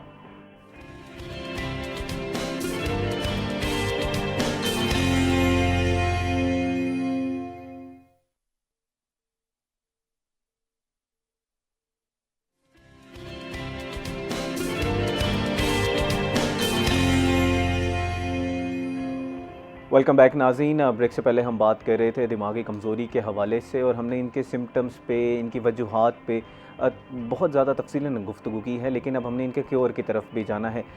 इसके क्योर की तरफ जाने से पहले हमारे साथ राना साहब मौजूद हैं जो कार्ड्स के हवाले से डिस्कशन कर रहे थे। ये जो हुकूमत पंजाब की तरफ से डिफरेंट कार्ड्स लॉन्च किए गए हैं। राना साहब मज़ीद भी आपने नए कार्ड्स डिस्कस करने हैं, लेकिन राशन कार्ड के ऊपर एक कॉलर ने सवाल किया था कि किस तरह उसमें रजिस्ट्रेशन की जा सकती है और किस तरह किन लोगों को वो मिलेगा, तो उसको एक दफ़ा दोबारा एक्सप्लेन कर दीजिएगा। भाई राशन कार्ड्स इनकी जो तमाम कार्ड्स का क्राइटेरिया है ना, वो मैं आपको ये बता दूं, तमाम कार्ड्स का क्राइटेरिया इस तरीके से है कि आपने या तो कोई बैंक से कभी आपने लोन ना लिया हो, ठीक है, और आप किसी भी गवर्नमेंट के डिफ़ॉल्टर ना हो, ठीक है, किसी भी इदारे के, और आपके पास कोई कभी गवर्नमेंट की जॉब ना रही हो, यानी होता है ना लोग जॉब करते हैं वक्ती तौर पर आती हैं फिर छोड़ देते हैं, वो रजिस्टर्ड तो हो जाते हैं। अच्छा, फिर तीसरी चीज़, आपके पास अपना घर नहीं है, आपके नाम अगर कोई जगह नहीं है, ठीक है। ये कार्ड्स की तमाम कार्ड्स की क्राइटेरिया सम अप करके बता रहा हूँ मैं, ये हर एक कार्ड का डिफरेंट क्राइटेरिया होता है, मगर मैं ओवरऑल क्योंकि बता रहा हूँ क्योंकि टाइम हमारे पास कम होता है कि हम एक एक कार्ड को अगर डिस्कस करने बैठे तो बड़ा लंबा टाइम लग जाएगा। और तीसरी चीज़ है कि आपने जो क्या नाम है, आपके ऊपर कोई भी क्रिमिनल एलिगेशन ना लगा हो, FIR ना हो, हाँ, तब आपको जो है ना ये, क्योंकि ये अब होते हैं सारे ऑनलाइन, आप जब भी अप्लाई करते हैं ये डालेंगे कंप्यूटर के अंदर, आपके शनाख्ती कार्ड उसके साथ अटैच होगा, शनाख्ती कार्ड की तमाम डिटेल्स वो सामने आ जाएंगी। आपके क्वाइफ आप जब भी उनके डेटाबेस में रजिस्टर करेंगे उसके बाद उनका अपना एक प्रोसीजर है जिसके तहत जो राना साहब ने चीज़ें बताई हैं, अगर उन चीज़ों पे आप उतरते होंगे तो वो खुद ही आपका इजरा कर देंगे कि आपको कार्ड मिल सकता है और फिर आपको कार्ड मिलना शुरू हो जाएंगे। ये सारा ऑटोमेटेड सिस्टम है। CM पोर्टल के ऊपर आपने जाना है, इसका राशन कार्ड का एक अलग पोर्टल बना हुआ है, उस पोर्टल पे जाएंगे, अपने कवायफ लिखेंगे, सब कुछ ऐड ऑन हो जाएगा। अगर खुद नहीं कर सकते किसी दोस्त से करवा लें, आपकी जिम्मेदारी सिर्फ कवाइफ जमा कराना है, कवाइफ अपलोड करना है, इसके अलावा और कोई काम नहीं है। एक और हमारे साथ कॉलर लाइन पर मौजूद हैं, उनसे भी उनका सवाल ले लेते हैं। अस्सलाम वालेकुम जी, अपना नाम बताइएगा और सवाल कीजिएगा। अस्सलाम वालेकुम तमाम आज़म, कैसे हैं? राना साहब को अस्सलाम वालेकुम। वालेकुम हमारे अस्सलाम। जो मजहबी स्कॉलर हैं बड़ी अच्छी बात कर रहे थे। इस सिलसिले में ये कहना चाहूँगा, स्पेशली नमाज जुमा के दिन हमारी मस्जिद में और ओवरऑल बहुत सी पाकिस्तान की मसाजिद में बैगर्स आते हैं, और बैगर्स जब आते हैं तो वो शोर, अभी आप नमाज पढ़ रहे होते हैं और यूं ही आप इस्लाम नमाज कंप्लीट होती है, इस्लाम फेरते हो, तो फिर वो शोर से चलाना शुरू करते हैं इमदाद के लिए, लोग उनको पैसे भी देते हैं, और इससे जो दिमागी कमजोरी की आप बात की, आपकी कंसंट्रेशन लूज होती है और नमाज भूलती है। ये जो नमाज भूलती है, क्या उसको अदा किया जाए, या वो बैगर्स आते हैं उनको कई दफा मना किया, लोग पैसे देते हैं, उनको बैर बैठना चाहिए? इस्लाम में क्या नजरिया है? हमने तो इमाम मस्जिद से कई दफा रिक्वेस्ट की, भाई इनको बैर बिठाओ, ये शोर करते हैं। जब जो ही शोर होता है तो आपकी कंसंट्रेशन लूज होने से, लेकिन बहुत से लोग कह ही नहीं पाते कि शायद ये गुनाह है, जनाब मना करेंगे। इसके ऊपर तफसीलन हम कल, क्योंकि जुमा है, इस्लामिक स्कॉलर हमारे साथ मौजूद होंगे। मैं थोड़ा वाज़े करता चलूँ, आपने मेरे ख्याल है थोड़ा लेट प्रोग्राम को ज्वाइन किया है। हमारे साथ एक हकीम साहब मौजूद हैं जो दिमाग की कमज़ोरी के ऊपर एग्जांपल दे रहे थे कि अगर आपने दिमाग की मश्क करना चाहते हैं तो नमाज़ पढ़ते हुए अगर आप उस पर कॉन्सनट्रेट करेंगे कि मैं क्या पढ़ रहा हूँ, अल्लाह ताला से क्या मांग रहा हूँ, क्योंकि नमाज एक दुआ है, तो वो मश्क बता रहे थे। मेरे ख्याल है आपने थोड़ा सा देर से ज्वाइन किया है तो आपको कॉन्टेक्स्ट उसका समझ नहीं आया, लेकिन बहरहाल हकीम साहब हमारे साथ मौजूद हैं। हकीम साहब, हम लोगों ने कोई अब नुस्खे अगर आप हमें कोई बताना चाहें, कोई ऐसी चीज़, हम कोई ऐसे डाइट बताना अपने दिमाग को बेहतर कर सकते हैं, उसको ताज़ा तर रख सकते हैं? हाँ जी, एक नुस्खा है दिमागी कमज़ोरी को दूर करने के लिए, अगर वो बना के घर में रख लिया जाए और उसको इस्तेमाल किया जाए तो वो फ़ायदा देगा। उसमें एक जड़ी बूटी है बरहमी बूटी, उसको हम कहते हैं बरहमी बूटी। बरहमी बूटी, बरहमी बूटी, ठीक है। ये आप इसकी 100 ग्राम मिसाल के तौर पर अगर आप लें और इसको आप पीस लें, बारीक कर लें, बारीक करके इसके अंदर आप रोगन बादाम जो है मिक्स कर लें, ठीक है, मिक्स कर लें, जैसे किसी चूरी के अंदर देसी घी जैसे मिक्स करते हैं ना, ऐसे इसी जड़ी बूटी पीसी हुई के अंदर 100 ग्राम हो ना, तो उसके अंदर बादाम रोगन थोड़ा सा मिक्स करके, अब इसके अंदर 30 ग्राम काली मिर्च और 30 ग्राम छोटी इलायची का दाना, ठीक है, ये भी पीसा हुआ इसके अंदर मिक्स कर दें। अच्छा, अब अगली ये है कि बेहतर तो ये है कि आप इसकी गोली बनाएं, चने के बराबर, चने के दाने के बराबर, हाँ, गोली बनाएं। अगर गोली नहीं बना सकते तो उतने साइज़ का सफ़ूफ आप लें, ठीक है, चम्मच के साथ, और ये सुबह और शाम पानी के साथ आप इसको शुरू करें, ठीक। और इसी के साथ जो है आप किसी भी अच्छी कंपनी का एक गोलियां होती हैं कुर्स नुकरा मुरक्कब, हाँ ठीक है, ये एक गोली आप रोज़ाना, ये इसके साथ आप शुरू कर सकते हैं।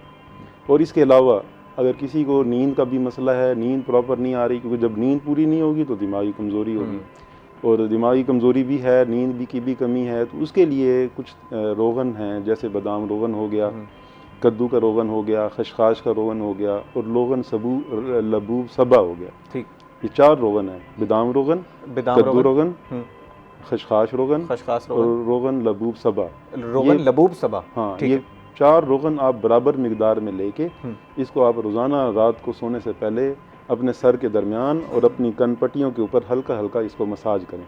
ठीक, तो इससे भी आपकी एक तो नींद भी पूरी हो जाएगी और जिनको बेख्वाबी का मसला है, नींद पूरी नहीं आती, तो नींद जो है ना प्रॉपर आएगी और दिमागी कमज़ोरी भी दूर हो जाएगी। दिमागी कमज़ोरी। अच्छा, इसमें जनाब ये बताइएगा कि हमारी जो फिज़िकल हेल्थ की एक्सरसाइजेज हैं वो भी क्या इसमें रोल प्ले करती हैं आपको दिमाग को बेहतर करने में? बिल्कुल करती हैं। आपकी रोज़ाना की एक्सरसाइज और वर्जिश जो है वो आपकी दिमागी सेहत को ही बेहतर करेगी इंशाअल्लाह ताला। जैसे पूरी बॉडी की सेहत अच्छी होती है, इस तरह दिमागी सेहत भी अच्छी होती है।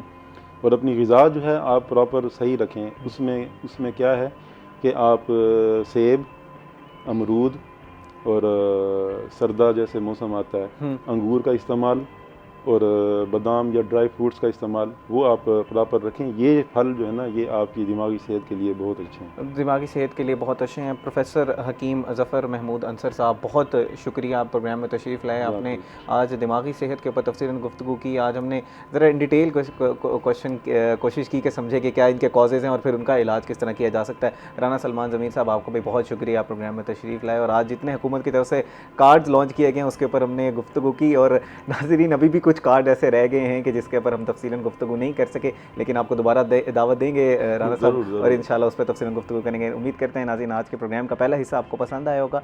ब्रेक के बाद हमारे साथ मज़ीद भी गेस्ट होंगे, so we will be right back.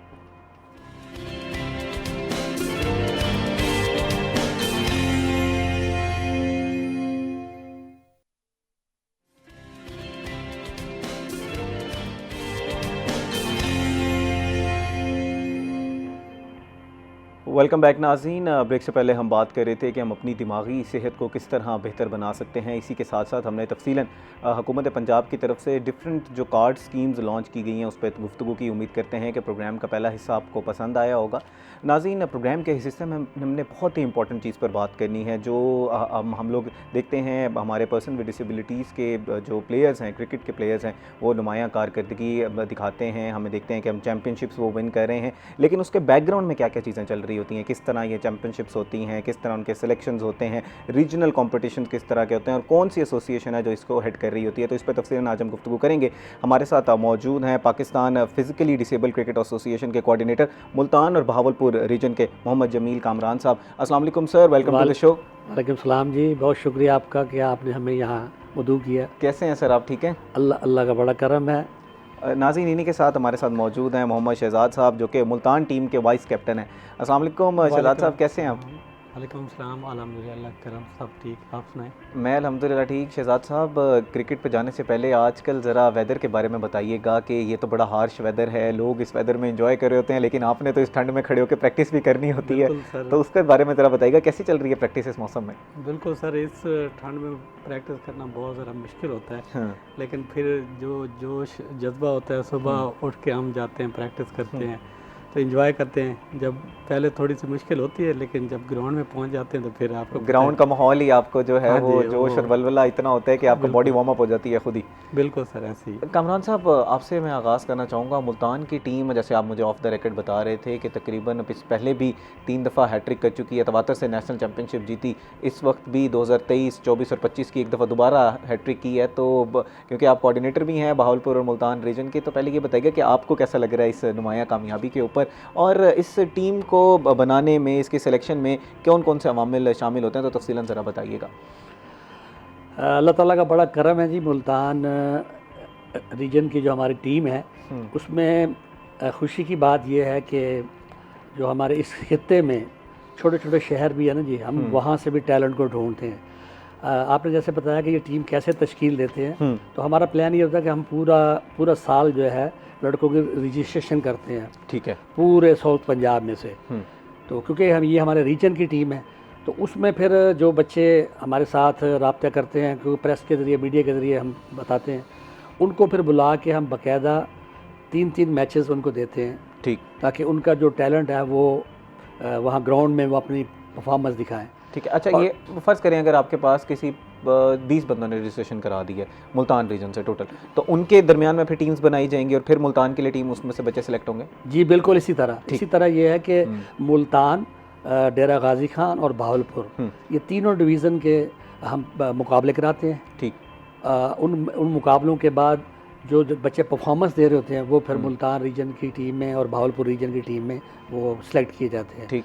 और हम बिल्कुल फेयर सिलेक्शन हमारी है, क्योंकि हम वो वाला काम नहीं करते कि बुलाया बच्चों को और नेट पे ट्रायल ले लिया और उसके बाद 3 बॉलें खिलाई और उसके बाद फ़ारग कर दिया। नहीं, हम क्योंकि आपको पता है ये बच्चे एक तो बेचारे स्पेशल हैं और अगर इनके साथ भी ज़्यादती करें तो फिर हमें तो फ़ायदा ही कोई नहीं इस काम करने का।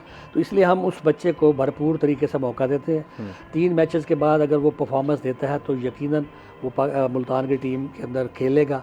और जब मुल्तान रीजन की टीम बन जाती है फिर हमारे 16 रीजन के दरमियान मैचेस होते हैं, उसमें फिर जो परफॉर्मेंस देते हैं फिर हमारा एक पेटेंगुलर कप होता है। ठीक है। उसमें पूरे जो 16 टीमों में से परफॉर्मेंस के बाद 5 टीमें निकाली जाती हैं।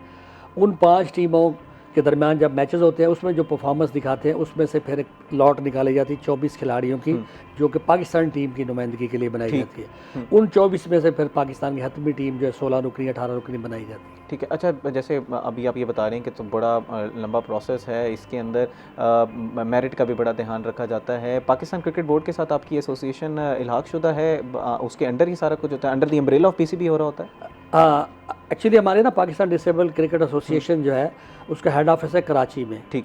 और अमीरुद्दीन अंसारी साहब हमारे जो सेक्रेटरी हैं और इमरान बुलवानी साहब प्रेसिडेंट अपना इस एसोसिएशन के। यकीनन पाकिस्तान क्रिकेट बोर्ड से हमारी जो तंजीम है वो इल्हाक शुदा है और पाकिस्तान क्रिकेट बोर्ड का हम बहुत मशकूर हैं कि उन्होंने हमेशा हमें बहुत ज़्यादा इसमें अपना सपोर्ट किया है। जब से मोहसिन नकवी साहब आए हैं उन्होंने हमारी उस सपोर्ट को बल्कि डबल कर दी है। ठीक। और क्योंकि पाकिस्तान की टीम जो है फर्स्ट टाइम इसके खेल का आगाज़ ही पाकिस्तान से हुआ था, फिर उसके बाद इंग्लैंड की टीम बनी, फिर बाकी टीमें बनती गई और इसका वर्ल्ड कप भी जो है इंग्लैंड में हो चुका है। इसके अलावा बांग्लादेश में और श्रीलंका में मैचेस हो चुके हैं। चैम्पियंस ट्रॉफी अभी हाल ही में हुई है। तो ये जिस तरह नॉर्मल क्रिकेटर है इसी तरह इन क्रिकेटर को उसी तरह की सहूलियात दी जाती, कोशिश की जाती है उनके बराबर जो है ना कम से कम। बाकी आपको पता है कि जी पाकिस्तान में जो खेलों की स्पॉन्सरशिप का मामला है ना उसमें बड़े मसाइल हैं और उन मसाइल की वजह से कई मामलात ऐसे आ जाते हैं, लेकिन उसके बावजूद हमारी एसोसिएशन अमीरुद्दीन अंसारी साहब बहुत ही इसमें ना डे 1 से ही बहुत वर्क कर रहे हैं और उनकी हमेशा कोशिश होती है कि इन बच्चों को ज़्यादा से ज़्यादा बेहतर सहूलियात दी जाए और बच्चे मेरिट के ऊपर पाकिस्तान की टीम से खेलें। और ये मेरिट से खेलने का ही है कि पाकिस्तान की टीम की परफॉर्मेंस इंटरनेशनल लेवल भी बहुत अच्छी है। और हमारे अगर इस खित्ते की बात की जाए तो आप देखें कि हाल ही में जो हमारी चैम्पियंस कप हुआ है अपना श्रीलंका में, उसमें मुल्तान और बहावलपुर रीजन से हमारे 6 खिलाड़ी अच्छा माशाल्लाह नुमाइंदगी कर रहे थे पाकिस्तान टीम की। तो ये 6 खिलाड़ी अभी हम हालिया अब एशिया कप में भी देख रहे हैं कि मुल्तान के खिलाड़ी ने बड़ी अच्छी कारकर्दगी अंडर 19 में और इस वक्त आप पर्सन विद डिसेबिलिटीज़ की जो टीम है उसमें भी नुमाया 6 प्लेयर्स का शामिल होना बड़ी बात है मुल्तान रीजन की तरफ से। बड़ा इसका मतलब है क्रिकेटर्स के हवाले से बड़ा दरखेज़ है हमारा रीजन। बिल्कुल बिल्कुल है। और अभी मैंने आपको बताया ना कई मसाइल हैं, वरना हमारे पाकिस्तान में सर स्पोर्ट्स के बहुत ज़्यादा टैलेंट है। ज़रूरत सिर्फ इस समर की है कि स्पॉन्सर अदारे आगे आएँ और वो पैटर्नाइज़ करें, क्योंकि गवर्नमेंट ने सारे काम नहीं करने होते, गवर्नमेंट के पास भी एक महदूद वसाइल होते हैं। तो आप दुनिया में देख लें, दुनिया में सारा सिस्टम ही यही है कि ना से गवर्नमेंट चीज़ें बना के देती है, साथ जो स्पॉन्सर अदारे हैं वो उनको पैटर्नाइज़ करते हैं, तो फिर ही मामला चलते हैं। दुनिया में तो प्लेयर्स को स्पॉन्सर किया जाता है बजाय इसके कि पूरी टीम्स को स्पॉन्सर किया जाए। कोई इतनी नुमाया कारकर्दगी के बाद प्लेयर्स को स्पॉन्सर किया जाता है। अच्छा, इसमें ये अलमिया हमारे यहाँ क्यों है, क्यों नहीं स्पॉन्सर्स क्रिकेटर्स से? क्रिकेट में भी एक ही मेंस की क्रिकेट को जो हमारी नेशनल क्रिकेट टीम है उसको बहुत ज़्यादा स्पॉन्सर किया जाता है। एक वक्त था फीमेल की क्रिकेट को उस तरह स्पॉन्सरशिप नहीं मिलती थी, लेकिन अब हालात कुछ बेहतर हो रहे हैं, लेकिन वहाँ पर भी बहुत ज़्यादा कमी है पड़ी। तो क्यों नहीं आ रहे स्पॉन्सर दूसरे स्पोर्ट्स की तरफ या इस तरफ क्यों नहीं आ रहे? देखिए, ये क्रिकेट में तो आपको पता है पाकिस्तान में वाहिद क्रिकेट है जिसके पास फंड्स का कोई प्रॉब्लम नहीं बिल्कुल है, चाहे वो मेंस हो, क्योंकि उनके पास माशाल्लाह परफॉर्मेंस की वजह से बहुत सारा स्पॉन्सर अदारे भी हैं, उनके पास बहुत पैसा है, अल्लाह ने बहुत दिया हुआ। बिल्कुल। उसके बाद पाकिस्तान में आप देख लें कि जैसे हॉकी के पास भी बहुत ज़्यादा वसाइल नहीं है। बिल्कुल। और फुटबॉल वालों के पास वसाइल बेहतर हैं, फीफा उनकी काफ़ी हेल्प करता है पहले, वरना फुटबॉल में बड़े प्रॉब्लम होते थे। इसके बाद जितने भी आप देखें, जितनी भी स्पोर्ट्स है ना, उनके लिए प्रॉब्लम फ़ंड्स का ही है। अगर फ़ंड्स का प्रॉब्लम ना हो तो आप यकीन करें कि पाकिस्तान की टीम जो है, कोई भी टीम आप उठा कर देख लें, वो बहुत अच्छी परफॉर्मेंस देगी, क्योंकि हमारे खिते में बड़ा टैलेंट है। आप इसी से टैलेंट का इज़हार है कि हमने अपने से कई गुना बड़े मुल्क को जो जंग में शिकस्त दी है, तो वो टैलेंट था ना हमारा, अल्लाह ताला का करम था, और माशाल्लाह अल्लाह ताला ने बड़ी इज़्ज़त दी है। इस तरह दूसरे खेलों के मुकाबले जो हमारे हैं, वो बच्चे भी बहुत सारा अपना टैलेंट का इज़हार करके पाकिस्तान का नाम रोशन कर सकते हैं। अच्छा, हमारे इस खित्ते मुल्तान जो रीजन हमारा पूरा साउथ पंजाब है, यहाँ भी बहुत टैलेंट है, और हमारे पास जो बच्चे हैं, आप देखें छोटे छोटे इलाके, करोड़ पक्का, लियाकतपुर और तौंसा, यानी इन इदारों से, मुजफ्फरगढ़ से, तो ये सारे बच्चे हमने यहाँ से, कुछ जहानिया से है, कोई कबीरवाला से है, तो ये बच्चे सारे माशाल्लाह स्पेशल जो निकले। स्पॉन्सर्स नहीं हैं वहाँ पर, आप उसके बावजूद कारकर्दगी बहुत बेहतर है, लेकिन तो फिर फंड्स किस तरह मैनेज किए जाते हैं? एसोसिएशन जो है वो आपकी किस तरह रन कर रही है? फिर लोगों की तनख्वाहें भी होंगी जो उस एसोसिएशन में काम कर रहे होंगे, कुछ ना कुछ सपोर्ट करना पड़ता होगा प्लेयर्स को, फिर किट्स हैं, उनके बैट्स हैं, सब कुछ आ जाता है, तो वो किस तरह मैनेज हो रहा है? वो मैनेज किस तरह से होता है बॉस, कि जब कोई फंक्शन होता है ना जी, उस फंक्शन के लिए कोशिश की जाती है और कोई ना कोई स्पॉन्सर मिलता है, ये नहीं कि बिल्कुल स्पॉन्सर नहीं, हम उस लेवल पे स्पॉन्सर नहीं है। अभी ये हमारी जो चैंपियनशिप हुई है उसमें पहली दफ़ा ये हो कि बड़े स्पॉन्सर भी आए हैं, पेप्सी आया उसमें ना पहली दफ़ा, ओके, तो हाँ जी, इसी तरह बैंक अल्फला और दूसरे, तो अब वो उम्मीद पैदा हुई है कि इंशाअल्लाह नेक्स्ट जो है, जैसे ये चैंपियनशिप एक अच्छे अंदाज में हुई है, तो यकीनन ये स्पॉन्सर जो आए हैं उनको आगे बढ़कर मज़ीद स्पॉन्सर्स की अब हमें उम्मीद है। देखिए, बाकी पाकिस्तान क्रिकेट बोर्ड जो है, मैंने बताया कि कोई हमारा जैसे नेशनल चैंपियनशिप होती है या कोई टीम बाहर जाती है, तो उसमें पाकिस्तान क्रिकेट बोर्ड काफ़ी हेल्प करता है, और ना सिर्फ वो फाइनेंशियली, बल्कि आप देखें कि इन बच्चों के लिए जो कि बेचारे कल को गलियों में खेलते थे, इनको एक प्लेटफॉर्म जो मिला है, उस प्लेटफॉर्म का ये नतीजा कि देखिए ये नेशनल स्टेडियम में भी खेले हैं, ये मुल्तान क्रिकेट स्टेडियम में, पिंडी स्टेडियम में, कज़ाफ़ी स्टेडियम में, पिंडी क्रिकेट स्टेडियम में इनके मैचेज हुए, ये इनका ख्वाब था, और ये अल्हम्दुलिल्लाह वो ख्वाब इनका पूरा किया है, और बड़े अच्छे ग्राउंड में मैचेस हो रहे हैं। कई हमारे इवेंट जो है ना वो लाइव टेलीकास्ट भी हुए हैं, तो इंशाअल्लाह हम आगे बढ़ रहे हैं। और अच्छा, इसमें मैं चाहूँगा कि आप हमारे व्यूअर्स के लिए भी थोड़ी सी इस बात पर रोशनी डालें कि कितना ज़रूरी है दूसरे स्पोर्ट्स की तरफ और दूसरे क्रिकेट्स की तरफ, जो हमारे क्रिकेटर्स हैं, जैसे फीमेल क्रिकेटर है या पर्सन विद डिसेबिलिटीज़ की क्रिकेट है, उस तरफ व्यूअर्स को भी देखने की ज़रूरत है, क्योंकि इन दी एंड स्पॉन्सर तो वहीं पर आएगा जहाँ पर उसको व्यूअरशिप मिलेगी, उसके लिए भी उसने भी पैसा कमाना है। तो इसमें हमारी व्यूअर्स की कितनी जिम्मेदारी है कि वो मेंस नेशनल क्रिकेट से निकल के दूसरी क्रिकेट की तरफ भी देखना शुरू करें?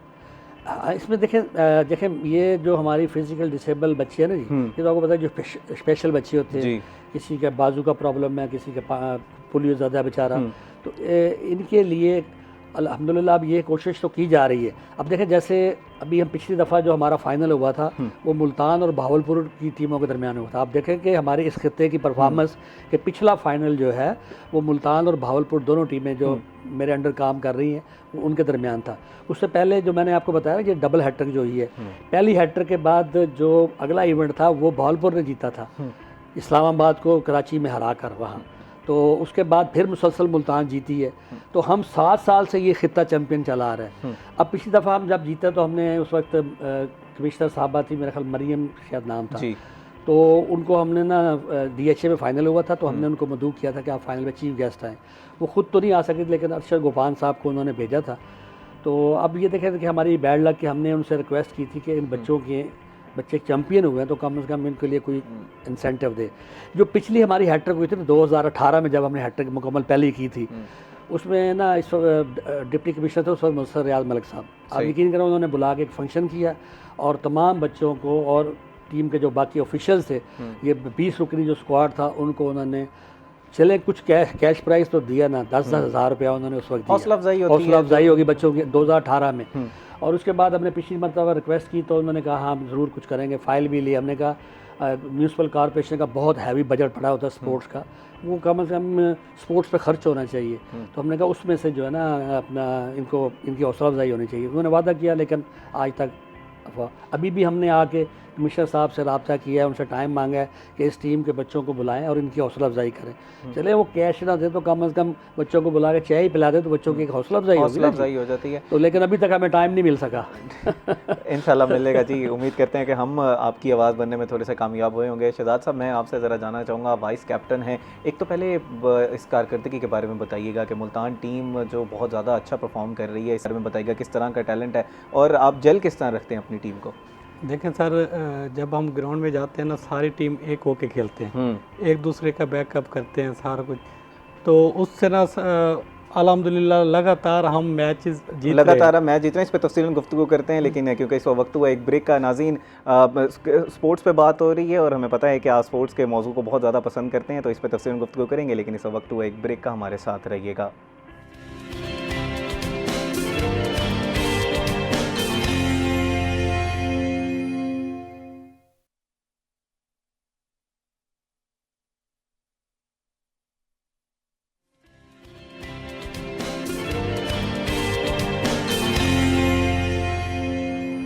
वेलकम बैक नाज़रीन। ब्रेक से पहले हम बात कर रहे थे मुल्तान और बहावलपुर रीजन की नुमाया कारकर्दगी में। पर्सन विद डिसेबिलिटीज़ की जो क्रिकेट चैम्पियनशिप हुई है उसमें तवातर से पिछले 3 साल से जीत रहे हैं। इस पर कितनी हम तक मेहनत लगी, कैप्टन साहब का क्या किरदार था, टीम को किस तरह जल रखा, इस पर तफसीलन गुफ्तगू करेंगे। लेकिन इस वक्त हमारे रिपोर्टर साहब जो हैं वो वेदर की सूरत हाल देने के लिए तैयार हैं। इस वक्त गौहर, क्या सूरत हाल है वेदर की?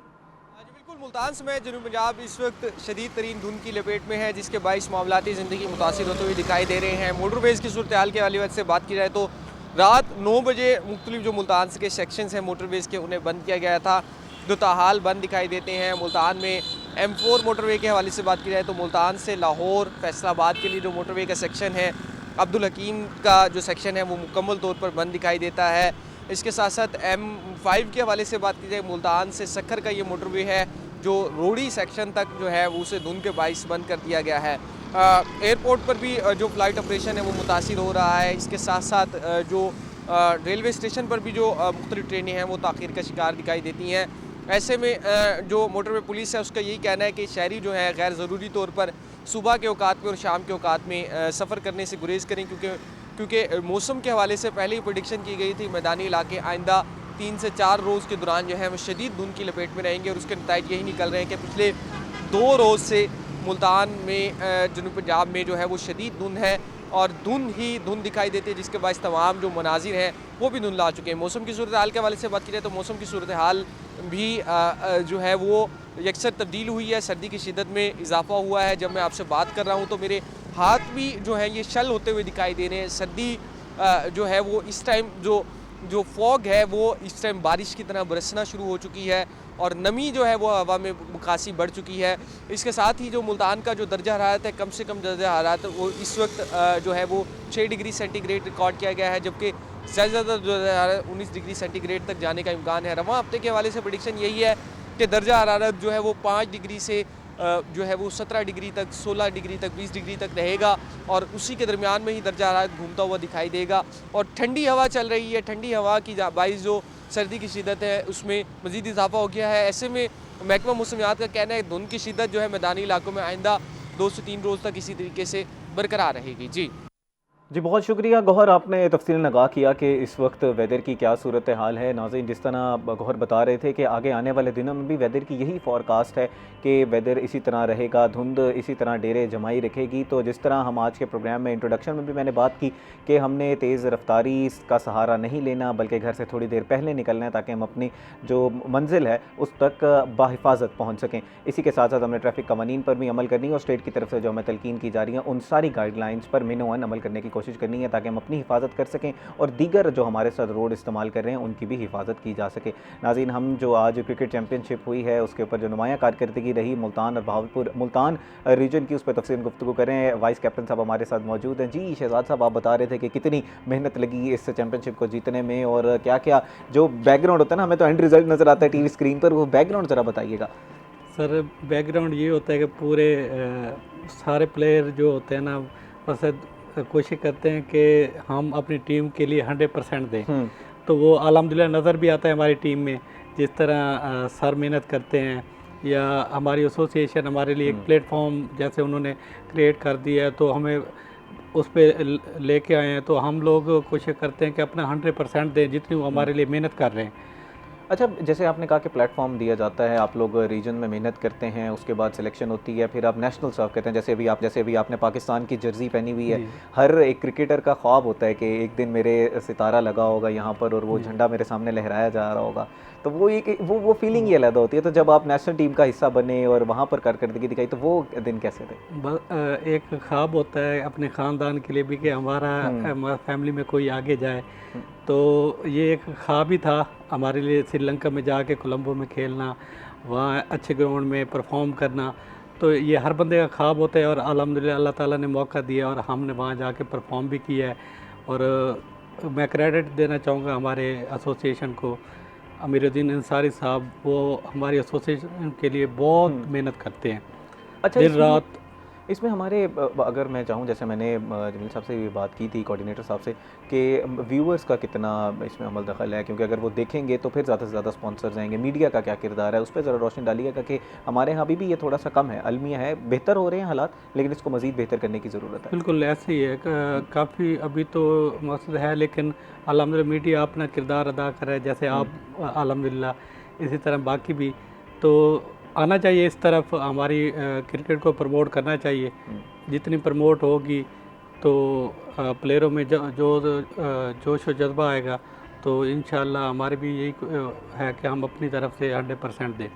अच्छा, कोचिंग स्टाफ के बारे में ज़रा बताइएगा कि अक्सर औकात हम तो मूवीज़ वगैरह में देखते हैं कि कोचिंग स्टाफ बड़ा सख्त होता है, क्योंकि मैं उस तरह स्पोर्ट्स में, हमने तो क्रिकेट खेली है, लेकिन आपस में दोस्तों में जितनी भी खेली है उस तरह हर किसी का ख्वाब होता है, लेकिन टैलेंट नहीं होता। आप लोगों में टैलेंट है, इसलिए आप वहाँ पर मौजूद हैं। हमारा कोचिंग स्टाफ के बारे में ज़रा बताइएगा, सख्त हैं, रवैया कैसा है? नहीं, हमारा माशाल्लाह जो फ्रेंडली माहौल होता है ना, हमारा इस तरह का फ्रेंडली माहौल होता है। जितने भी कोचिंग स्टाफ हैं, एक दूसरे से गपशप, मसला कोई इस तरह की नहीं होती कि सख्ती, या एक पूरे दोस्तों की तरह हम वहाँ एंजॉय करते हैं। अच्छा, इसमें जब हम फंड्स की कमी की बात कर रहे थे, तो अक्सर औकात ये भी हम लोग मीडिया पे रिपोर्ट होती हैं चीज़ें कि प्लेयर्स रहने के लिए आए, उनके पास रहने की जगह सही नहीं थी, ग्राउंड्स में सहूलियात मौजूद नहीं थी और दीगर फैसिलिटीज़ मौजूद नहीं थी। आप लोगों के साथ तो इस तरह का कोई मामला नहीं होता, क्योंकि फ़ंड्स की जैसे बात की जा रही है कि कमी है, बहरहाल इसके ऊपर हम कबूतर की तरह आंखें बंद नहीं कर सकते। नहीं, इसमें अल्हम्दुलिल्लाह हमारी एसोसिएशन अपनी तरफ से 100% जो होता है वो करती है। किसी तरह की कोई मसले, हमें हर तरह की सहूलत वो मुहैया करते हैं। बाकी वो पीछे जिस तरह मेहनत करते हैं वही बेहतर जानते हैं, या सर बेहतर जानते हैं। जमील साहब से भी मैं इसी हवाले से गुफ्तगू करना चाहूँगा कि अक्सर औकात ये शिकायत रहती हैं प्लेयर्स की कि हम आए 3 दिन के लिए, जितने दिन हमारे ट्रायल्स थे उन दिनों में जब हमें रखा गया तो वो सहूलियात कोई अच्छी नहीं थी, ना खाने का इंतज़ाम था, ना वॉशरूम सही थे, ना जहाँ पर हम रुके वो कमरे ठीक थे, कुछ मैट्रेस नहीं दिए गए। तो इन हालात का फिर किस तरह मुकाबला किया जाता है? इसमें यह है कि हमारा जैसे cricket, Pakistan cricket board event करता है ना जी, वो देखें उनके पास तो पैसे बहुत ज़्यादा है ना जी, वो तो बहुत स्टैंडर्ड हाई है।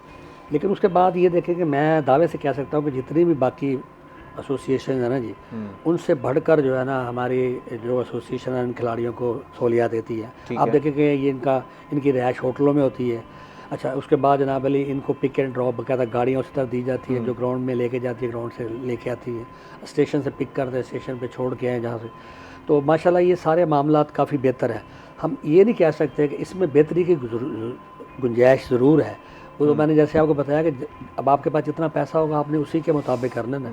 लेकिन मैं समझता हूँ कि इनके लिए बहुत अच्छा सिस्टम है, और क्योंकि आप ओवरऑल अगर पाकिस्तान की स्पोर्ट्स के हालात देखें ना दूसरी, तो उनके पास बहुत ज़्यादा प्रॉब्लम है। लेकिन हमारे ये देखें कि ये टीमें जब जीत के आई हैं, आप इनको बाकायदा कैश प्राइज़ दिया गया लाखों में। इंग्लैंड में जब जीत के आए थे तो कराची में जो अपना एक तंजीम थी अवान सनअत व तिजारत, उन्होंने जनाब अली उस वक्त टीम को 25 लाख रुपया दिया था, और जो कि तकरीबन हर खिलाड़ी को अच्छी खासी अमाउंट मिल गई थी। तो मकसद ये है कि ये हौसला अफजाई तो करने की पूरी कोशिश की जा रही है। और बाकी जैसे आपने कोचिंग स्टाफ का मुल्तान का बताया, तो इनका बाकायदा जो है ना एक सिस्टम हमने ये बनाया हुआ कि हम ग्राउंड के अंदर जो है ना इनको डिस्टर्ब नहीं करते। हमारी प्लानिंग ये होती है, जैसे हमारी टीम के मैनेजर हैं मंजूर लतीफ़ी साहब और इनके कोच है हसन जमील, तो वो हमने बाकी वो तो अपना काम वहाँ जो भी वहाँ के हालात के मुताबिक होता है वो तो डिसीजन लेते हैं कप्तान के साथ मिलके। बाकी हमारी ना मैच के बाद डेली जो है ना वो होटल में मीटिंग होती है, आज जो गलतियां की हैं, बेशक मैच जीत गया लेकिन उसकी गलतियों को जो है ना पॉइंट आउट किया जाता है कल, ताकि वो गलतियां ना हो। उसमें मैं खुद भी उस मीटिंग को जो ना हेड करता हूँ और जो मेरे को तजर्बात है वो इनके अंदर डिलीवर करते हैं। बाकी अब देखें जैसे फाइनल हुआ है हमारा पिंडी के साथ, तो हम बड़ी आखिरी बॉल पे जाके जीते हैं। हालांकि वो बड़ा सिंपल सा हम जीत रहे थे, लेकिन बच्चों ने गलती कर दी। गलती का नतीजा ये हो 3 विकेटें गिर गई, जिसकी वजह से जो ना हम प्रॉब्लम में आ गए। बल्कि एक मौका ऐसा भी आ गया था कि हमने सोचा मैच हार गए क्योंकि आखिरी 2 बॉलों पे 5 रन रह गए थे। तो उन 5 रन में बस ये है कि बच्चे ने वो आसिफ है उसने कट लगाया और वो फील्डर से मिस फील्डिंग होगी बाउंड्री के ऊपर ही, तो वो चौका मिल गया। ने लिखा हुआ तो वहाँ टाई हुआ है, आखिरी बॉल में उसने बॉल सिंगल लेके और टीम को जितवा दिया। तो बहरहाल ये है कि कोशिश तो हर बच्चा कर रहा होता है कि यार मैं बेहतरी की तरफ करूं। और देखिए इसमें हमारे जो इवेंट वहाँ होता है, टेस्ट क्रिकेटर वहाँ मौजूद होते हैं, बाकायदा आते हैं, वो बच्चों को बल्कि बताते भी हैं। इसी में देखना तौसीफ़ आया हुआ था टेस्ट क्रिकेटर, तौसीफ़, अच्छा मोइन खान, फिर जनाब अली, हारून रशीद, जलालुद्दीन, यानी काफ़ी सारे टेस्ट क्रिकेटर जो है ना, क्रिकेटर्स का भी बड़ा किरदार है अगर ये आके बच्चों को मोटिवेट करेंगे। उनकी प्रेजेंस ही बहुत इंपॉर्टेंस रखती है ग्राउंड में। बिल्कुल, वो आते हैं वहाँ सर और आके, बल्कि तौसीफ़ ने, हमारा लड़का है आसिफ खिची, यहाँ यानी कि मेलसी का रहने वाला है, ऑफ स्पिनर है, तो उसने कहा यार तुम तो बिल्कुल मेरी तरह स्पिनर है। तो उसने उसको बल्कि बड़ा गाइड भी किया और उसने कहा यार ये मोटिवेटिंग बात है। हाँ, तो उसने उसको बड़ा ना, बल्कि इस दफ़ा भी आए, इससे पिछली दफ़ा भी आए, तो उसने उसी बच्चे पे बहुत ज़्यादा फोकस किया कि यार ये बच्चा ज़बरदस्त आपका हो, क्योंकि उसके वो खुद ऑफ स्पिनर है तो लिहाजा उसको ज़्यादा उसी पे था। तो वो बड़ा हमें ना बाज़ मामला तो हमारे साथ बड़ा शुगर लगाते थे। तो सीफ से कहा कि हर दफ़ा मुल्तान ही क्यों जीत जाता है 3 दफ़ा तवातर से पहले भी 3 दफ़ा की हैट्रिक और इस दफ़ा भी 3 दफ़ा पे हैट्रिक। मैंने कहा मेहनत करते हैं और अल्लाह का करम है। अल्लाह का करम है जी। अच्छा, इसमें ये बताइएगा कि मीडिया का क्या किरदार है? जैसे हम स्पॉन्सरशिप्स की बात कर रहे थे, दिखाना ज़रूरी है चैनल्स के ऊपर कि ये कॉम्पिटिशन्स हो रहे हैं, उसकी उसी तरह मार्केटिंग होनी चाहिए, तभी जाके स्पॉन्सर्स भी अट्रैक्ट होंगे, प्लेयर्स के लिए भी बड़ा मोटिवेटिंग रहेगा। तो इस पर ज़रा तफसीलन इसका जवाब दीजिएगा कि कितनी इंपॉर्टेंस है मीडिया के किरदार के ऊपर, ज़रा रोशनी डालिएगा। नाज़रीन, इस वक्त हुआ एक ब्रेक का, ब्रेक के बाद यहीं से मौजू का आगाज़ करेंगे। So we will be right back.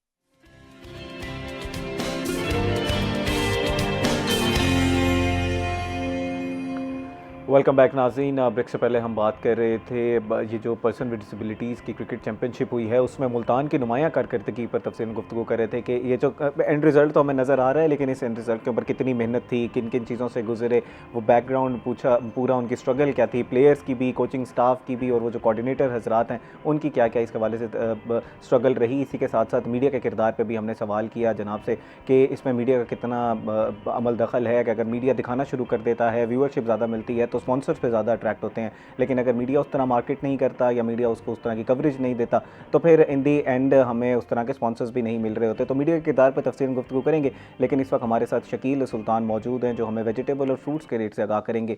जी शकील, क्या सूरत हाल है मार्केट की? जी तिहामा, मुल्तान की मार्केट आज भी खुद साख्ता महंगाई की लपेट में है। सब्जियां, फल, चिकन और अंडे, इनकी सरकारी कीमतों में तो उतार चढ़ाव रहता है, लेकिन मार्केट में जो दाम दुकानदार मुकर्रर करते हैं उनमें कोई कमी नहीं की जा रही। इस वक्त सब्जियों में आलू को देख लें, सरकारी कीमत इंतहाई कम है, 25 रुपये किलो मुकर्रर किया गया। अंदाज़ा लगाएं एक आम शहरी को अगर आलू सरकारी कीमत पर मिले तो सिर्फ 25 रुपये किलो के देने पड़ेंगे, लेकिन ऐसा नहीं है। मार्केट में आलू 60 से 80 में फ़रोख्त हो रहा है। इसके साथ जो सब्ज़ मिसाला जात दीगर हैं, इसमें सब्ज़ मिर्च है, प्याज है, टमाटर है, उनकी भी सरकारी और मार्केट की कीमत में 30 से 40 रुपये का फ़र्क मौजूद है। इस वक्त हरी मिर्च भी 80 तक, टमाटर 60 तक, प्याज जो है वो भी 60 से 80 के दरमियान फ़रोख्त हो रहा है। बात करें दीगर मौसमी सब्जियों की, जिसमें साग है, गाजर है, मूली है, शलजम है, ये वो सब्जियां हैं जो इन दिनों मकामी इलाकों से दस्तयाब हैं और इनकी सरकारी कीमत काफ़ी कम है, लेकिन मार्केट और सरकारी कीमत में 20 से 30 रुपये का फ़र्क मौजूद है। जबकि फलों की बात करें तो फल में अनार, सेब, चीकू और पपीता, इनकी कीमतें जो हैं वो आम शहरी की पहुंच से दूर हुई हैं। इस वक्त सेब 300 से 400 तक मिल रहा है, उसकी सरकारी कीमत इससे भी कम मुकर्रर की गई है, लेकिन इसके साथ जो अनार है वो 600 तक मिल रहा है और चीकू और पपीता जो है वो 250 से लेकर 300 तक मिल रहे हैं।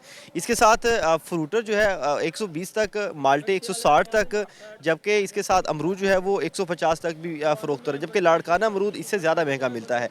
चिकन और अंडे की बात करें तो इस वक्त मुल्तान की मार्केट में चिकन 550 रुपये किलो तक फ़रोख्त किया जा रहा है, जबकि अंडे जो हैं वो 300 रुपये दर्जन तक मार्केट में दस्तियाब है। आम शहरियों का मुतालबा है कि वो अशिया जिनकी सरकारी कीमत इंतहाई कम है उन पर अमल दरामद यकीनी बनाएं, ताकि आम शहरियों को कम से कम वो सब्ज़ियाँ तो सस्ती मिलें।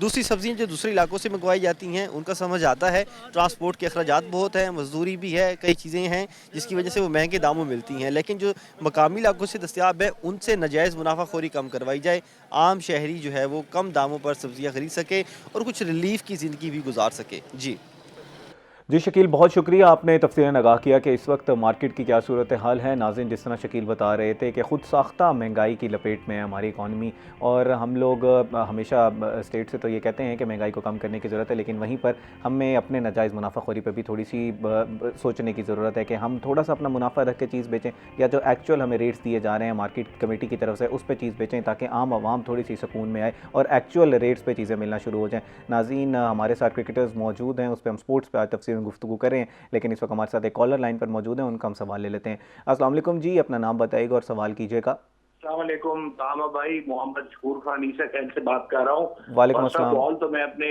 भाइयों को दिल की अताह गहराइयों से मुबारकबाद देता हूँ।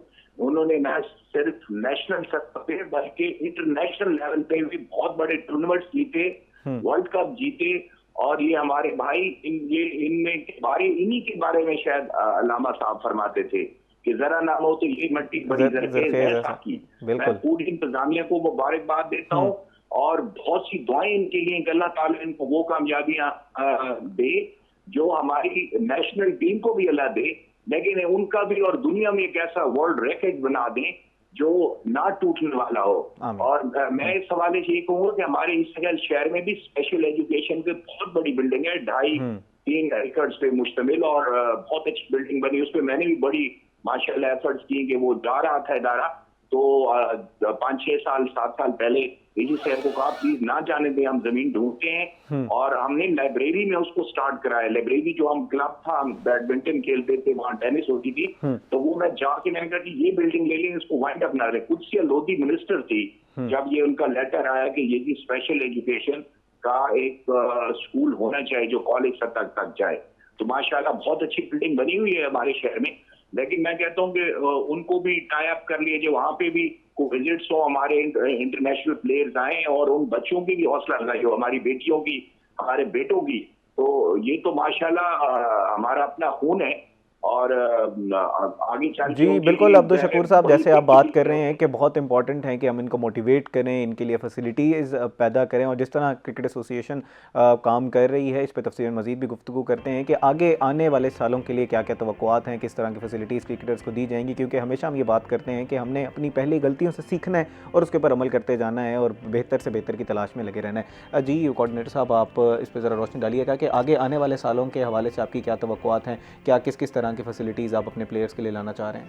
एक तो मुल्तान की इंतज़ामिया से हमारी गुजारिश होगी कि हमें ग्राउंड में एक नेट जो है ना जी फिजिकल डिसेबल के अलग बनवा कर, ठीक है, वो मुख्तस कर दिया जाए। और दूसरा ये कि हमें मुल्तान स्पोर्ट्स ग्राउंड में जी किसी भी ग्राउंड में दे दे, और उसके साथ साथ हमें ना अपना जो इनके ग्राउंड्स हैं उसमें से, क्योंकि मैं भी यहाँ रहा हूँ, तो फिज़िकल डिसेबल्स को कम से कम महीने में 2-4 दिन ऐसे मिले फ्री ग्राउंड, ताकि हम इनको प्रैक्टिस मैचेस करवाएं इनके, और हमारे साथ ये तावन करें और कुछ स्पॉन्सर अदारे सामने आएँ। हालांकि पहले स्टार्टिंग में हमारे साथ जो है ना जी शमा बनास्पति के वालों ने हमारे साथ काफ़ी तावन मुल्तान की टीम को किया था, तो उन्होंने। अच्छा जनाब, मैं यहाँ पर समझना चाह रहा हूँ कि स्पॉन्सर्स पे जाने से पहले इंतज़ामिया की तरफ से अभी इस वक्त कोई ग्राउंड आपके लिए मुख्तस नहीं किया गया, तो आप लोग फिर प्रैक्टिस किस तरह करते हैं? नहीं, हमारा ये होता है ना कि जैसे अब ये क्रिकेट ग्राउंड है, यही हम कोई जब हमारा कोई इवेंट होता है तो उसमें हम किसी का भी नेट जो है ना वो ले लेते हैं। नहीं, इवेंट पे तो चले समझ आती है, उससे पहले टीम्स ने प्रैक्टिस करनी होती है, वो फिर कहाँ पर कर रहे हैं? ये बच्चे मुख्तलिफ यानी कि नेट्स पे जाके ना ये प्रैक्टिस करते हैं खुद अपने तई। और उसके बाद जो है जब हमारा कोई फंक्शन होता है तो फिर हम एक कैंप जो लगाते हैं, फिर ये इनकी मुश्तरका प्रैक्टिस होती है, इनके मैचेस जो है ना वो अरेंज किए जाते हैं। टीम्स इकट्ठे कभी प्रैक्टिस नहीं करती, उसके ऊपर मैं समझना चाह रहा हूँ कि जैसे बच्चे खुद ही प्रैक्टिस कर रहे हैं, इंडिविजुअल तो एक अलग प्रैक्टिस कर रहे हैं, जिस दिन टूर्नामेंट होगा तभी बच्चे इकट्ठे होंगे, उससे पहले इकट्ठे नहीं होंगे? नहीं, उससे पहले ये इकट्ठे नहीं हो सकते ना, उसका प्रॉब्लम ये है हमारा जैसे कि हमारे पास अपना कोई नेट भी नहीं है, दूसरा ये पूरे रीजन की टीम है, तीसरा ये मामला ये है कि आप देखें ये बच्चे ऑलरेडी किसी न किसी क्लब में खेल रहे होते हैं, लेकिन हम चाहते हैं कि हमें कोई ऐसी जगह मिल जाए कवर नेट जहां हम इनको कम से कम 2-4 दिन इकट्ठे प्रैक्टिस भी कराएं, और उसमें ये हो जाएगा कि कुछ और बच्चे जो नया टैलेंट है वो देख के भी अट्रैक्ट होता है, वो आएंगे। तो जैसे पीसीबी के कैंप्स लगाए जाते हैं किसी भी बड़े टूर्नामेंट से पहले, आप लोग के टूर्नामेंट से पहले कोई कैंप्स नहीं लगाते? हम भी कैंप लगाते हैं, बकायदा इनके प्रैक्टिस मैचेस कराए जाते हैं, तो उसी से पर ये बच्चे इनका कम्बिनेशन तैयार किया जाता है।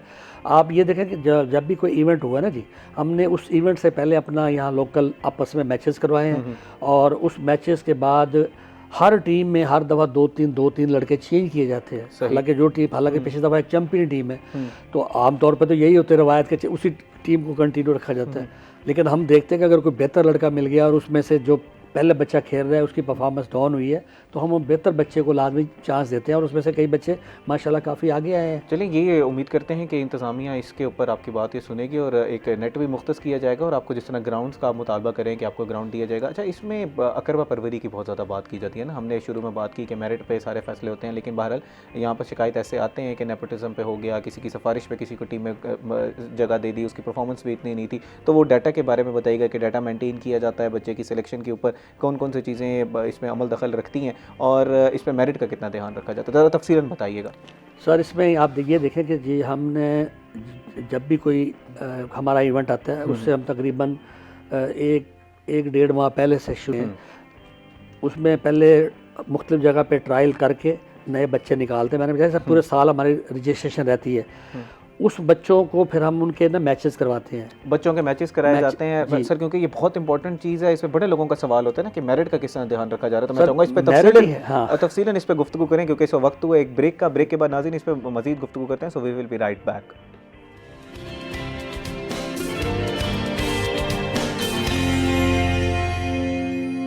वेलकम बैक नाज़रीन। ब्रेक से पहले हम बात कर रहे थे मीडिया के किरदार पे, इसी के साथ साथ मेरिट के ऊपर बात कर रहे थे कि हम लोग के टीम के सिलेक्शन में मेरिट का किस तरह ध्यान रखा जाता है। वो जो हम हमेशा बात करते हैं कि डाटा का बड़ा ध्यान रखना चाहिए, स्टैट्स का ध्यान रखना चाहिए, अकरबा परवरी नहीं होनी चाहिए, नेपोटिज्म नहीं होना चाहिए।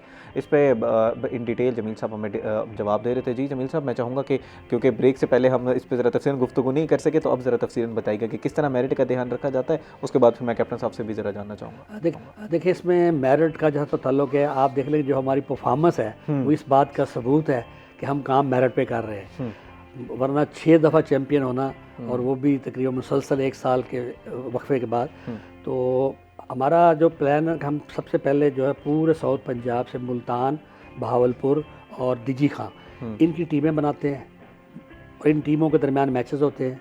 हर बच्चे को जो है ना वो 3 मैच दिए जाते हैं। जब भी कोई नया बच्चा इंक्लूड होता है उस पर तो ख़ास तौर पे उस पर तवज्जो दी जाती है ताकि उसको भरपूर मौका दिया जाए। वो ये ना कहे, बल्कि उस बच्चे की तसल्ली कराई जाती है। जब उसे कहा कि हाँ भी आपसे बेहतर दूसरा बच्चा है या नहीं है, तो वो खुद मानता है कि हाँ मेरे से बेहतर वो था। तो हम उनके मैचेस के बाद वो सारा जब डाटा हमारे पास आ जाता है, फिर हम इसमें से जो 3 टीमों के दरमियान मैच करवाने के बाद फिर हम इसमें से 2 टीमें निकालते हैं और उनके दरमियान फिर मैचेस कराए जाते हैं। तो फिर हतमी टीम में हम ना फाइनल टीम बनाते हैं। तो अल्हम्दुलिल्लाह हम इसमें हमारी पूरी कोशिश होती है, हमारे हेड ऑफिस की भी यही हदायत है पाकिस्तान डिसेबल क्रिकेट एसोसिएशन की, कि आपने इन बच्चों के साथ ज़्यादती नहीं होनी चाहिए। और आप देखें पूरे पाकिस्तान में जो हमारे 16 रीजन हैं, वहाँ के जितने भी हमारे कोऑर्डिनेटर हैं वो माशाल्लाह बग़ैर किसी लालच के यानी कि एक अपने जज्बे के साथ वो काम कर रहे हैं। अच्छा, अपने जज्बे के साथ काम करें। जैसे आपने कमिश्नर साहब से मुतालबात की है, इसमें एक स्पोर्ट्स ऑफिसर भी होते हैं हमारे, जिनकी बड़े काम होते हैं, जिनकी जिम्मेदारियां होती हैं बहुत ज़्यादा। उनसे आप लोगों की क्या तवक्कुआत हैं ग्राउंड्स के हवाले से कि आगे अब आप लोगों को किस किस तरह की फैसिलिटीज़ चाहिए ताकि हम थोड़ा सा अपना किरदार अदा कर सकें एज ए मीडिया, आपकी बात मुकाम बाला तक पहुँचाने में? 2020 तक तो मैं खुद ही मुल्तान में स्पोर्ट्स अफसर भी था, तो कोई प्रॉब्लम तो इनको नहीं होता था।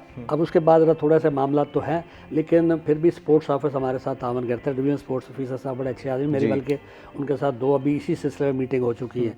तो उनसे भी मैंने ये रिक्वेस्ट की है कि आप एक तो कमिश्नर साहब से हमारी मीटिंग करवाएं कि ये हमारे मामला था, ताकि उनके गोश गुजार करके इन बच्चों की हौसला अफजाई हो जाए। तो हमें बड़ी उम्मीद है कि इंशाल्लाह कमिश्नर साहब हमें जल्द इन बच्चों की हौसला अफजाई के लिए बुलाएँगे।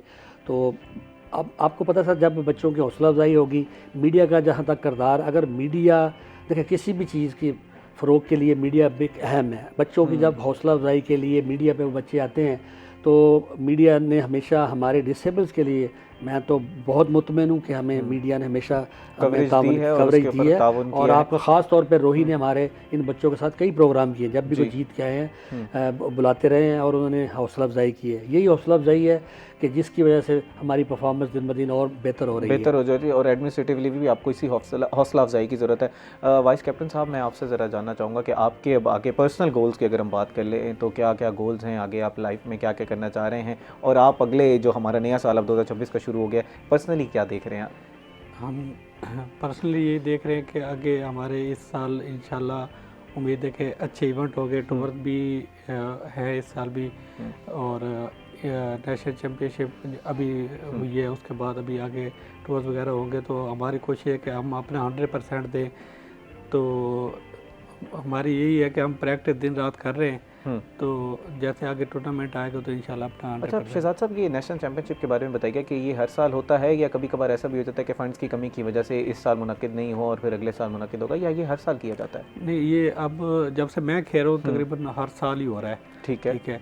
तो एक आधा जैसे बीच में कोरोना की वजह से डिले हो गया, उस वजह से थोड़ा हुआ, बाकी 2-3 साल डिस्टर्ब, बाकी रेगुलर हर साल होता है। और जो 2026 का साल है वो एक तो मुल्तान रीजन के बारे में भी बताइएगा कि आपकी तवक्कुआत क्या हैं कि किस तरह बेहतर साबित होगा, और अगर मैं आपके अपने इंडिविजुअल के लिए देखूं कि क्या आप इस दफ़ा है उम्मीद के नेशनल में दोबारा जाएंगे और सर्व करेंगे? नहीं, इंशाल्लाह बहुत पर उम्मीद हो, इंशाल्लाह जाएंगे। परफॉर्मेंस पिछले साल भी अच्छी थी, इस साल भी अच्छी रही है, तो इंशाल्लाह 100% यही है कि 100% देंगे। अच्छा जनाब, होता है ना कि हेल्दी कंपटीशन बहुत ज़्यादा ज़रूरी होता है, टीम्स के दरमियान भी, टीमों के दरमियान भी तो आपस में रहता है कि इस तरह के प्लेयर जैसे वाइस कैप्टन साहब हैं, कैप्टन साहब हैं, उनके दरमियान उनकी कारकर्दगी बहुत अच्छी है। इस तरह के कोई प्लेयर्स हैं जो आपने देखे? मैं बेशक नाम ना लीजिएगा, डिमोटिवेटिंग होता है दूसरे प्लेयर्स के लिए, लेकिन ज़ाती तौर पर आपको नज़र आ रहा हो कि हाँ ये 2-4 प्लेयर्स हैं जो इंशाल्लाह नेशनल टीम में भी सर्व कर सकते हैं? हाँ, इसमें यह है कि देखें हमारे ना अल्हम्दुलिल्लाह मुल्तान के जो प्लेयर हैं, जैसे कप्तान हमारे मतलूब कुरैशी है, तो ये देखें कि पाकिस्तान की तरफ से पहली जो सेंचुरी बनाई थी इंटरनेशनल, अच्छा, दुबई में इंग्लैंड के ख़िलाफ़, वो मतलूब कुरैशी ने बनाई। वो एजाज़ हमारे पास है ये भी। इसके अलावा सर हमारे पास ताल्लुक़ है अपना मुजफ्फरगढ़ से ना, जहांज़ेब टवाना सर, वो सुपरस्टार है पाकिस्तान टीम का सुपरस्टार है। और अल्हम्दुलिल्लाह जो हमारे बच्चे हैं ना, जितने भी जो इंटरनेशनल खेल रहे हैं, उनमें से मोस्टली ना ऐसे बच्चे हैं जो कि वाकई सुपरस्टार है पाकिस्तान के बनने वाले। और पाकिस्तान में ना बड़ा टैलेंट है इसमें, और इंशाअल्लाह मैं इस बात की आपको गारंटी देता हूँ कि ये जो नया अब ये साल आया है, इसमें हमारा प्लानिंग है कि हमको अब नए बच्चों को और भी हम कैरी करना है और उनके ऊपर तवज्जो दे के कोई और टैलेंट निकालना है, ताकि आगे चल के हमारे जो बच्चे हैं ये, क्योंकि अब 2000 मैंने बताया 2008 से ये शुरू हुआ है, 2012 से हमारा जो है वो इवेंट शुरू हुए हैं। तो अब 2012 से 13-14 साल से बच्चे जो खेल रहे हैं, अब डेफिनेट बात है कि कल को उन्होंने जगह छोड़नी है और उनकी जगह दूसरा टैलेंट हम चाहते हैं के साथ साथ उसको पुट करें। तो इंशाअल्लाह इस साल हम पूरी प्लानिंग के साथ जो है ना सिर्फ मुल्तान में बल्कि बहावलपुर में, डीजी खान में, हम वहाँ जाके ट्रायल भी करेंगे। मुल्तान, बहावलपुर, डीजी खान, इसके अलावा भी कोई है मंसूबा के और रीजन्स के भी लाया जाए, मौका दिया जाए और उनको भी, उनके भी ट्रायल्स लिए जाए प्लेयर्स के? असल में मेरे पास जो है ना, हमारे पास है मुल्तान और बहावलपुर रीजन, ठीक, तो उसमें ये 4 डिवीज़न है, साहिवाल, साहिवाल डिवीज़न, जी, मुल्तान, बहावलपुर और डीजी खान। तो हमारा फोकस तो इधर होगा, बाकी हर जगह वो ये काम हो रहा है। यानी जैसे पेशावर रीजन है, पेशावर रीजन वाले अपना काम कर रहे हैं, इस्लामाबाद वाले अपना काम कर रहे हैं, कराची वाले, कोयटा वाले, हैदराबाद, इसी तरह सियालकोट, लाहौर, ये सब रीजन अपने तौर पे ना अपने तौर पे इसी तरह से अपना काम करते हैं। वो नए बच्चों को लेके आते हैं और वो अपनी टीम में वो जब बनती, जब भी कोई इवेंट होता है तो इवेंट में अब देखें इसके मैचेस देखें, पेशावर में भी हो चुके हैं, इस्लामाबाद में भी, पिंडी स्टेडियम, लाहौर, मुल्तान, बहावलपुर, कराची, कोयटा। तो ये माशाल्लाह पूरे पाकिस्तान में इनके मैचेस कराने का मकसद भी यही होता है कि ताकि जो नए बच्चे हैं वो आएँ, और दूसरा वहाँ का जैसे आप कह रहे हैं ना कि शायकीन क्रिकेट जो है वो भी देखें। अब मतलूब कुरैशी के बारे में आपको बता दूं कि उसकी इतनी यानी कि वो व्यूअरशिप थी कि इंडिया के बहुत लोग उसके लाइव मैच जो है ना वो देख रहे हैं माशाल्लाह। और दुबई में जब एक दफ़ा, मैं भी 2 दफ़ा गया हूँ टीम के साथ, तो बाकायदा उसके मैच देखने के लिए इंडियन जो वहाँ दुबई में वो ग्राउंड में आते थे उसके मैच देखने के लिए। जमील कामरान साहब, बिल्कुल, क्योंकि लास्ट हमारे पास 30 सेकंड्स हैं, अगर आप इसमें अपनी कोई चीज़ ऐड करना चाहें, कोई आपके मुतालबात हों या कोई पैगाम हो आम शायकीन के लिए भी, तो वो प्लीज़ ऐड कर दीजिएगा। मेरा सिर्फ मुतालबा तो नहीं, मेरी रिक्वेस्ट है कि मुल्तान की जो इंतज़ामिया है वो कोई हमारे इन बच्चों की हौसला अफजाई करे और बुलाएं, सिर्फ चाय बेशक पिला दें लेकिन बुलाएं सही, ताकि इन बच्चों की हौसला अफजाई, और इसी तरह बाकी जो स्पॉन्सर इदारे हैं वो कम से कम थोड़ा सा आगे बढ़ें और हमारे इन बच्चों को सपोर्ट करेंगे तो यकीनन ये और भी अच्छी परफॉर्मेंस देंगे। ये बहुत अच्छी परफॉर्मेंस देंगे। जमील कामरान साहब, बहुत शुक्रिया आप प्रोग्राम में तशरीफ़ लाए, और आपकी जो अभी ये हालिया तारीख में जो आपने कामयाबी समेटी उस पर बहुत ज़्यादा मुबारकबाद। कैप्टन साहब, आपको भी बहुत मुबारक हो कि आपने बड़ी अंत तक मेहनत के बाद ये चैम्पियनशिप जीती।